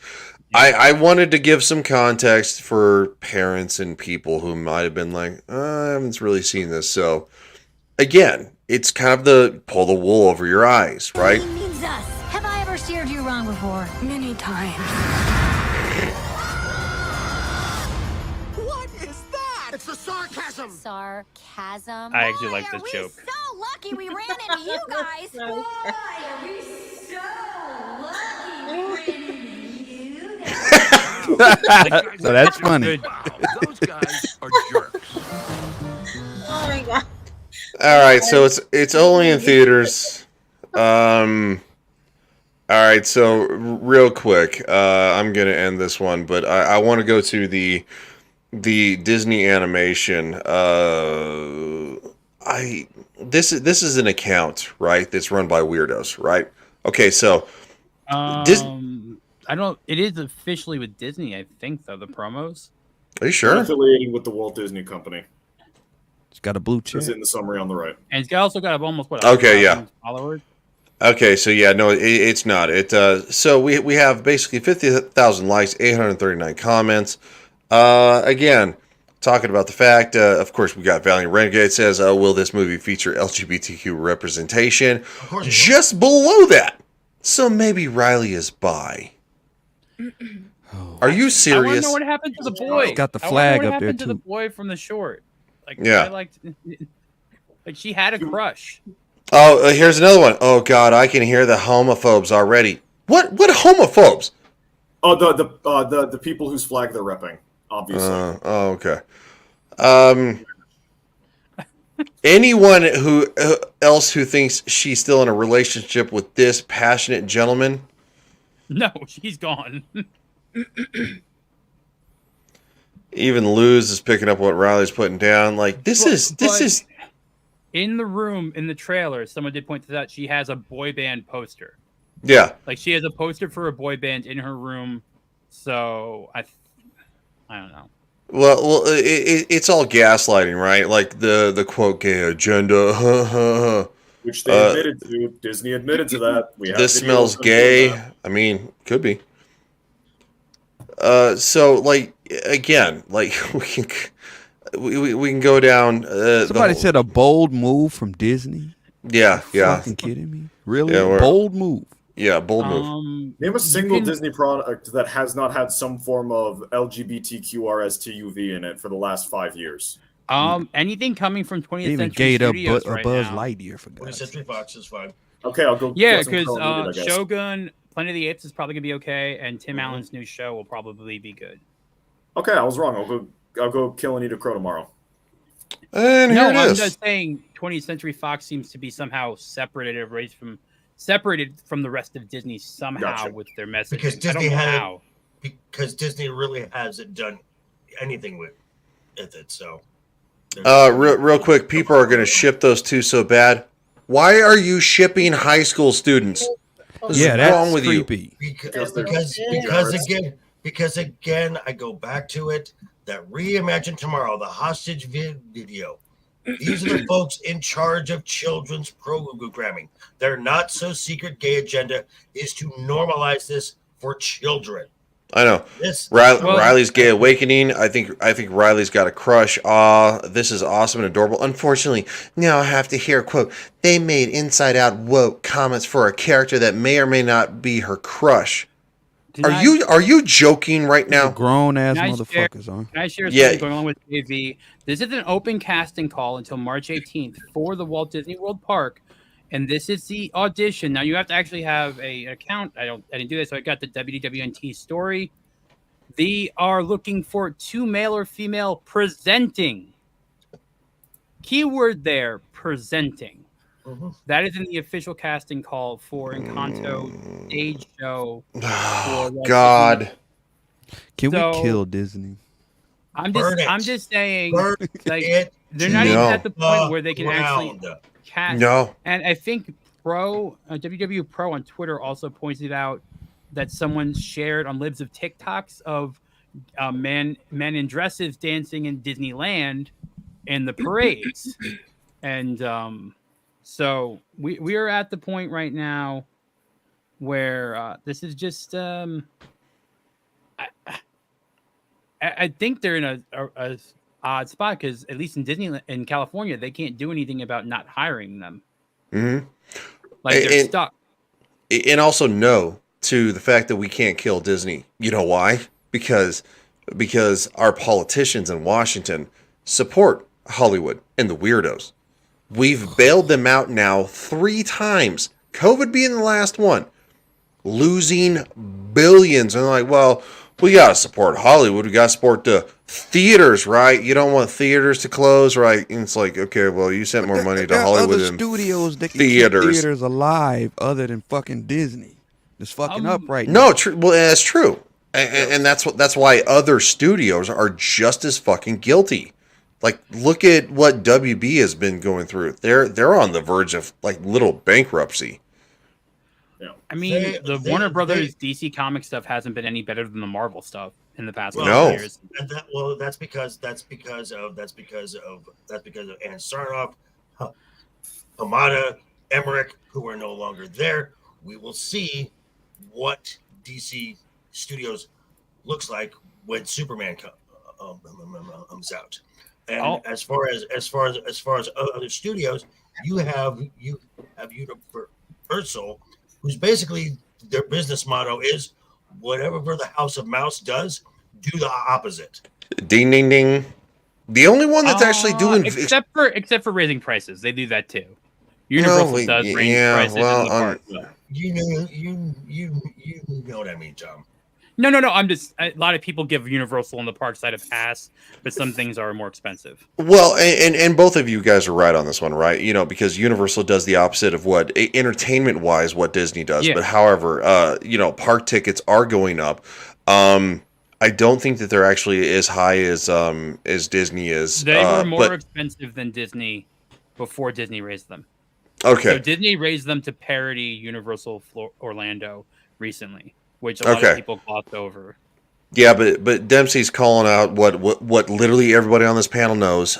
Prices go up with inflation because when you print money, when you print money to go to the Ukraine, and that fucking loser's wife who is seen in Paris every other weekend shopping. Like, and look, this goes for other countries too. Stop sending U.S. money to other countries, right? You know, we have actual problems here. We've got plenty of them. Stop bringing in people more people we don't need. Yeah. So that too. Wait, but Ryan, my college professors say that there is absolutely nothing wrong with inflation. That the economy is amazing. Are you telling me? How many times do we tell you not to listen to your professors?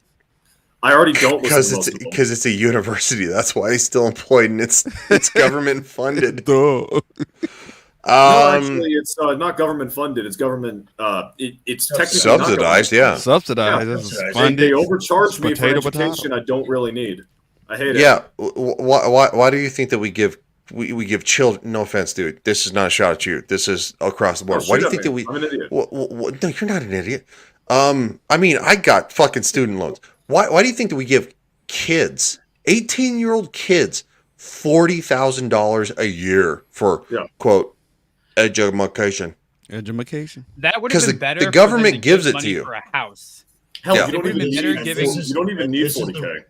This is the reason college tuition keeps going up, because they are not responsible. They are not responsible. Yeah, the same reason I need to take an English course, a bio course, and a physical sciences course for an international affairs degree is the same reason as I'm able to easily acquire. Like I just basically had to prove that I have a social security number, and they wanted to give me $100,000. I had to manually type in that I only wanted 20K to take out, and they still tried to get me to take out 50K. For weeks, they were sending me like, take out more money, you need more money. I've been fine. You know why? Because if you ever declare bankruptcy, student loans are the one that you thing.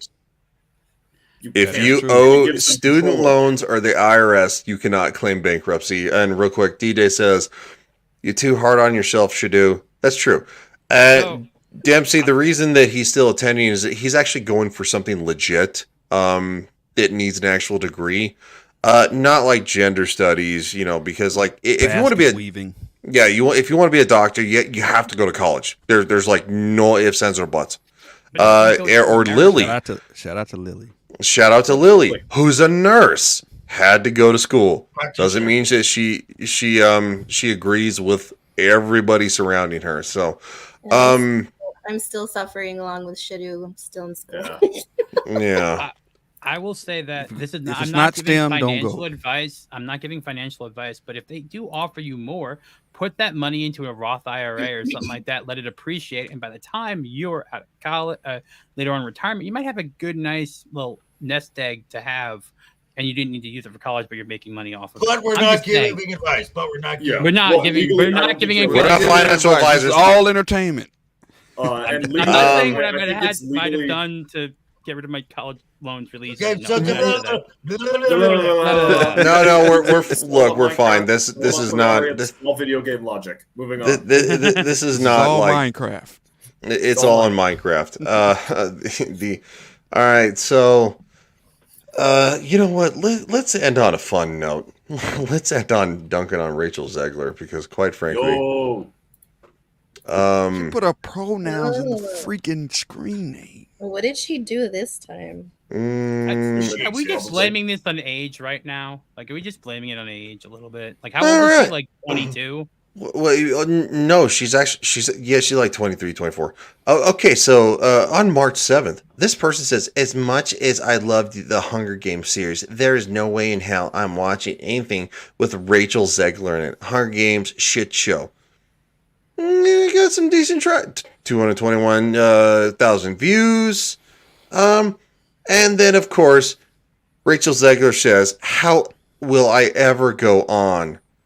Didn't she go on record saying that she doesn't let the hate get to her and that she ignores it? Didn't Dermot Yes, she does. Yes. She's there for the hate.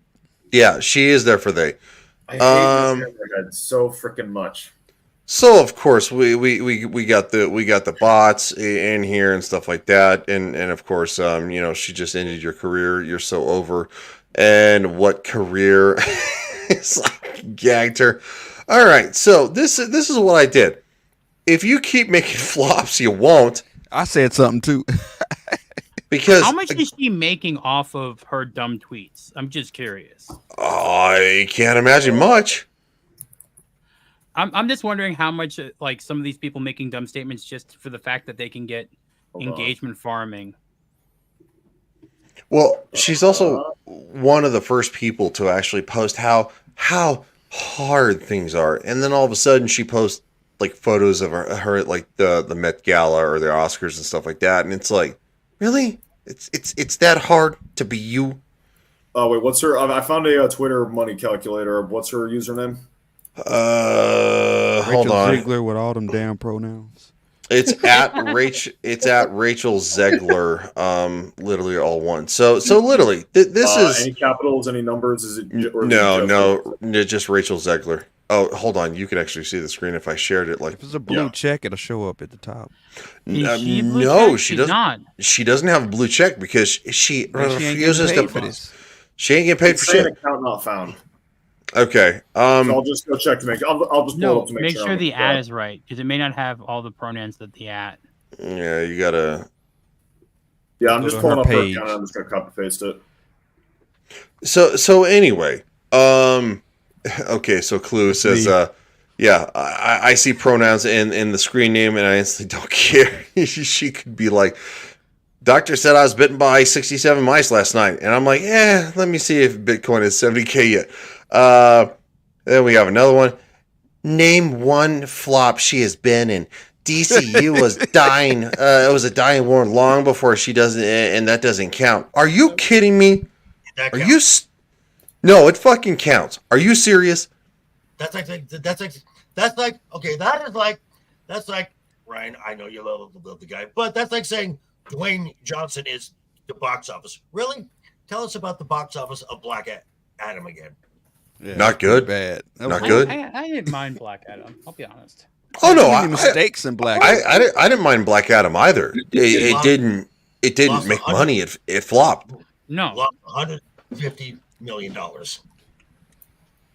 Also, real quick, Also, it made all its money back and more. Well,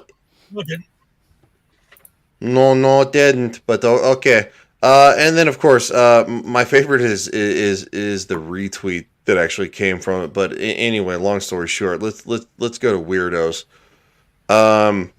Rachel Zegler, she, her, hers. Oh shit. Why is it like a picture of his someone spooning a dog? That's her boyfriend. That's her boyfriend. I'm sorry. Look, I like my dog, but my head stays nowhere near where it's farting. Like, I don't lay on anywhere near where gases come out. And that guy's head is too close to that area. He really loves his dog. Really. Did any of you see that article about 20% of women that have pit bulls have done things to them? Yeah, yes, I did. I hate it. I hate Twitter because every once in a while, Twitter will just fill my freaking feed of all those degenerates and people defending them, and it disgusts me. No matter how many of them I block, I just keep seeing it, and I hate it. You know the irony of her looking okay here? That movie lost probably about $200 million. Was that West Side Story or the other one? Yeah, West Side Story. Yeah, they remade West Side Story at the same time. Yes. They nothing is safe. No. Like this is her whole entire timeline. She is a raging weirdo. Hey, what did she say about Quentin? Oh, by the way, folks, you better say something nice about him. Just if they want to, if Clue, if you want to go back in and let this person know about the Shazam thing. Shazam's worldwide box office was a whopping $132 million, with a production budget of $125 million, factor in $100 million for marketing. So the total price tag of that was $225 million. This movie only got about $65 million back. So how about Shazam or Black Adam? Fail. That was Shazam 2. Okay, the first Shazam I liked. That was actually a pretty decent. Yeah, the first was good. Yeah, the first was fun. The second one, I kind of feel like Shazam and Shazam 2 is like Deadpool and Deadpool 2. They got too much more money. They got more budget because the first. You didn't like Deadpool 2? Well, I didn't think it was as good as Deadpool 1. It wasn't. Oh no, it wasn't as good as the first one. But it wasn't as good, but it's kind of like the little girl, the little goth girl. I liked her character. I liked her girlfriend. She was hilarious. Hi, Yukio. Oh, hey, Yukio. Hey, I can't wait for free. Do you guys know what I miss? Buckets. I miss Rachel Zegler singing. I'm leaving. What is this from the movie? Yes. What movie? The Hunger Games. Songbirds. Songbirds and Serpents. When did that happen in the Jennifer Lawrence one? It didn't. So it's another Hunger Games after Mockingbird. This is Is this the Wish version of Hunger Games? Movies. It's a prequel. Oh. To the reason that what the fuck is the president's name? Whatever. No. Yeah, Snow. Thank you. That he got his heart broken and he became such a monster. Is there any actual good prequel? Like, is there any actual really Revenge good prequel of the Sith? Yes. Good one, JV. Good But one. like, normally prequels are not necessarily a good thing. No, for the most part, no, they're not. This book was actually good, though. I like the book. I would never read the Hunger Games just because I'm not the audience. It's young adult novels. I don't think are meant for. I don't know. I tried to watch the Jennifer Lawrence ones and I just couldn't get into them. They're actually really good books. I don't think that a young adult would actually be too into it once you actually get into what they're actually about. Yeah. Surface level, I think, you're like, oh my gosh, she's like in this love triangle with these two guys. But when you really think about it, the books are much darker than that. Like very dark. As I a like guy, the cinematography of those movies. I think I would question someone's malehood if they're reading that book kind of. Feel free to question me. It's really all I had access. We've to always in questioned middle school. Well, all I had access day to. one. Well, I mean, they're Still like the, they're good books. They're not. You would have. They're to read better than a lot of the other understand. YA novels I had. So the ebook system, that my school had only had YA novels or bad nonfiction, like really boring nonfiction. So during class, because I knew everything the teachers were saying, I would just read these books, and I'd get through them in like a day or two, and all of them were YA novels. Out of all of them, Hunger Games was not the worst. Yeah, I would die on that hill. I love these books. They're amazing. Well, speaking of the worst, that's why you say don't judge a book by its cover. They're really good books. I know they're not like stupid.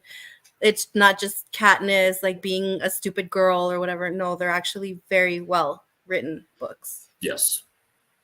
I can't get past the fact that they were written in I form. I don't like that.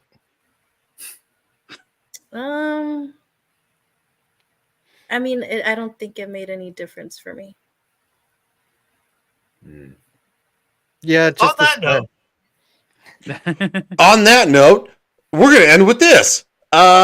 Again, Miss Rachel Zegler, she's like, crying emoji. In 2013, Jennifer Lawrence won her People's Choice Award for her favorite movie actress as Katniss in The Hunger Games. In 2024, Rachel Zegler won her People's Choice Award for her favorite action movie star as Lucy Gray. You know what? There's not enough heroin on the planet for me to overdose fast enough to believe that shit. Oh, yeah, there is. It's supposed to be a joke, dude. I'll take opium over that. What else? Oh, opium! It's the same thing, you Year dork. that had action in it.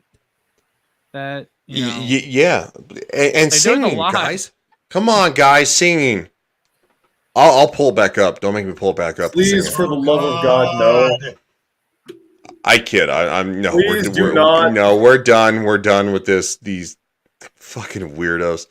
Shout out. And I are in agreement. I know that's a first. Shout out to the chat. You guys are the best. I would normally actually play my my little thing, but StreamYards. I still can't connect to my damn Facebook. I've been having an issue with Facebook connections on multiple different streaming services recently. Yeah, I think it's a thing because apparently they're being dicks. With that being said, shout out to the chat. You guys are the best. And we're gonna go around the horn and we're gonna say goodbye. And the first person we want to say goodbye to and hope he never comes back. I kid. It's gonna be Clifton. I'm not kidding. Really? The ginger. I had to shit. Gotta have Clifton. Dude, Shadoo was too easy, man. Like, and you and I do a bunch of streams together like Shadoo. You picked the ginger. Why you gotta bully the ginger, man? He's already got no soul. Come on. That plot twist was better than the fuck? I eat souls, yeah. I'm sorry, Clifton. Don't wait a minute. Think about that the next time before you say you eat souls, because that could mean something very wrong. When it comes to Shadow, he doesn't know what that means. No, but Clifton was the one who said he ate souls. Oh, okay. Yeah, sorry. I was looking at the chat. My bad. Dempsey posting Clifton's information. Of course, we always post everybody's information in this chat. So, Clifton, what's going on with you over the next couple of days? The next couple of days, or just a few minutes from now, I guess. Over on Ballbusters. I'll be on at some point during the stream. Not entirely sure. It's when. 12 hours. 12 hours. Wow. Yeah, so I'll make it on at some point. Definitely. I might try to get a little bit of sleep before that. And then on Sunday, Anna is streaming over on Rumble, The Crow. For me, it will be the first time watching that. So really cool. What? Yeah. That was great. I wish I was Clifton. Wow. So I'll be seeing that, and then on Monday at 4 p.m. Mountain Time over on my channel, we are streaming Insert Culture. I'm sure we have a lot of topics. We're definitely going to be talking about the nostalgia of Dragon Ball and stuff like that. So Cool. Are you forgetting about a certain person we're supposed to be hunting? Yes, right. I know it's a new show. No, it's not. I just I started writing things down and I don't have everything. No, actually, it's literally a new show. We're only on like episode 6, so it's been like 6 weeks. Yeah, but definitely hunting Hitler. That's all fine. And speaking of fan of Hitler, when you are in the U-boat, Ryan, no. I'm kidding. Yes, but when you are in the U-boat and you decide to take out this juice, you look at Shadukar. Shadukar. Howdy, everyone. I'm the Shadow of the Hawk. You can find me here on Legion Talk Monday nights and Friday nights. Umbro Pidgey, Shadukar. That's a funny name. Whatever you want. Also, my brother and I are going to be streaming Helldivers 2 on my channel, so just keep an eye out for that. It was a lot of fun for me, and I've been told in the chat and on Twitter that people enjoyed it. You can check me out tomorrow night over on Inside All Day Gaming, where we will be doing another session of 1001 Masks D&D campaign. And then when I've got time permitting, you can find me on a variety of channels. After this stream, I'm going to be over on Cool Frogs, so go check that out on Rumble. And then if you want to see some bad takes, some good takes, some weird takes, check me out on Twitter. If you want to read some of my original content, check me out on Coffee. I just dropped a new story there, and I'm finishing up, JV. Don't worry about it. And check out my channel. I got some projects coming up there. And that's about it. He's a good writer, by the way. He's a very good writer. You're also not finishing up the Chronicle of Pickle Stand. Like I said, I need to watch the Melee streams. I can't write a character based off a person if I don't know that person very well. I'll punch you in the fucking dick right now. I swear to God, kid. Oh my gosh. Okay, I know a decent I'm kidding. Drive to Oklahoma, do it, and I'll buy lunch. No, I'm kidding. A knife fight. Do it. Well, speaking of knife fights, he's the only black guy on the channel, the Clue channel. What up? On Twix.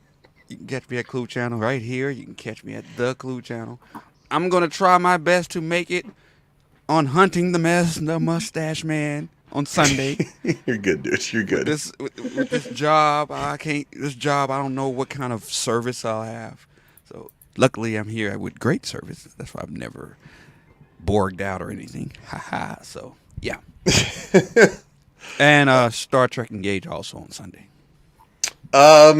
We're taking one last break this Sunday, and then I believe we are coming back next week. So it'll be a group call. Also, we'll probably put it out to the viewers, the chat. So thank you guys so much.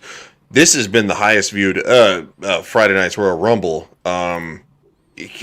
with hitting 50 viewers. So that's so awesome. Because of Clifton's beard. It is because of Clifton's beard. I need another hello there. Hello there. No, seriously, you guys are the best.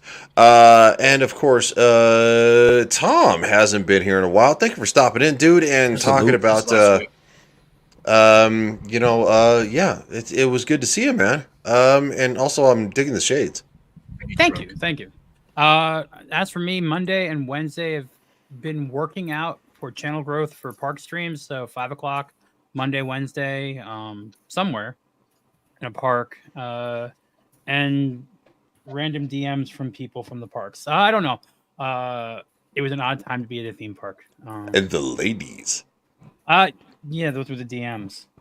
Yeah, I know. I just wanted to reiterate the ladies. That being said, to us, you'll always be this. The tree touched me. Hey, I missed that. All right, bye, Shadow. Could have just said he had to go. Could have said bye. Jesus. You didn't even put it in the chat, did he? He put it in the private chat. He said, "I'm gonna go before I pass out." He could have said that. All right. Speaking of passing out, by her beauty. Oh my gosh. Good save. That was a good save because it sounded funny, and then I had a thing, and I'm like, no, that doesn't make sense. Yeah, you ever try to like work a joke in real time, and your brain like malfunctions, like Joe Biden? You're like, I stutter. My brain malfunctions all the time. I think your brain works. I just think your mouth doesn't sometimes. Oh, they just it's a different disconnect. speeds. Hi, Lily. Oh my gosh, you guys are funny. Well, catch us here on Monday for Game of Thrones. Right? Or are we skipping this? No, we are. No, we're season 8, episode 1. Okay. Oh my gosh, I'm not looking forward to this, but wow. And then of course Thursdays, Dames and Dorks on the Inside All Day podcast. You don't want to miss that. And if you guys want to check out the replay, we did do an entire episode of Dune this past yesterday. And oh yeah, I'm doing shorts for Midnight Dutch Espanol, so if you guys want to check that out as well. And do it. Yeah, just on Twitter, whatever's going on, I'm over there just being crazy, problematic, whatever, as much as I can do. Well, stop saying homophobic stuff. I mean, I kid. I kid. Is probably one of the people who's the most problematic on Twitter. Yes. So basically, Game of Thrones Monday nights. We do that every Monday night for the most part.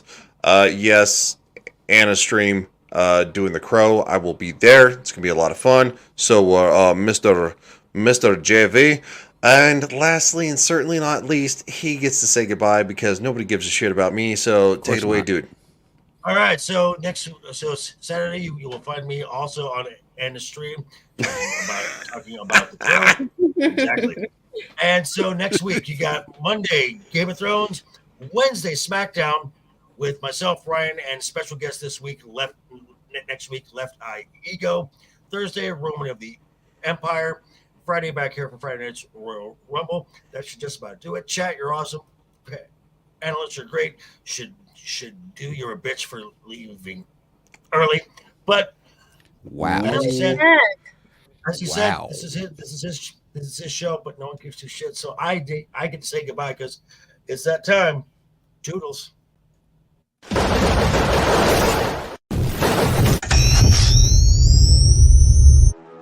Maybe I am insane. Too hot to handle and too cold to hold. You see this?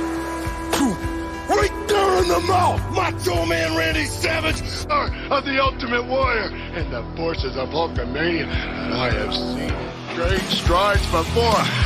Together at SummerSlam! What you gonna do when Hulkamania and the Ultimate Warrior? I'm getting your foot off my shoulder.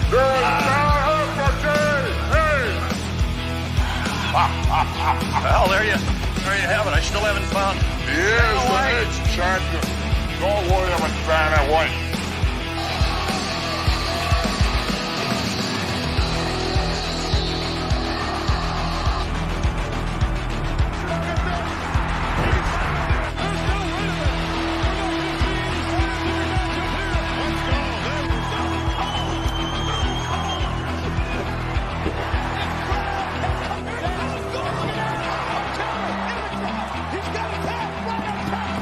Because comparatively speaking to the Macho Man Randy Savage, you are nothing but garbage. Nothing but garbage, Diana. Yeah.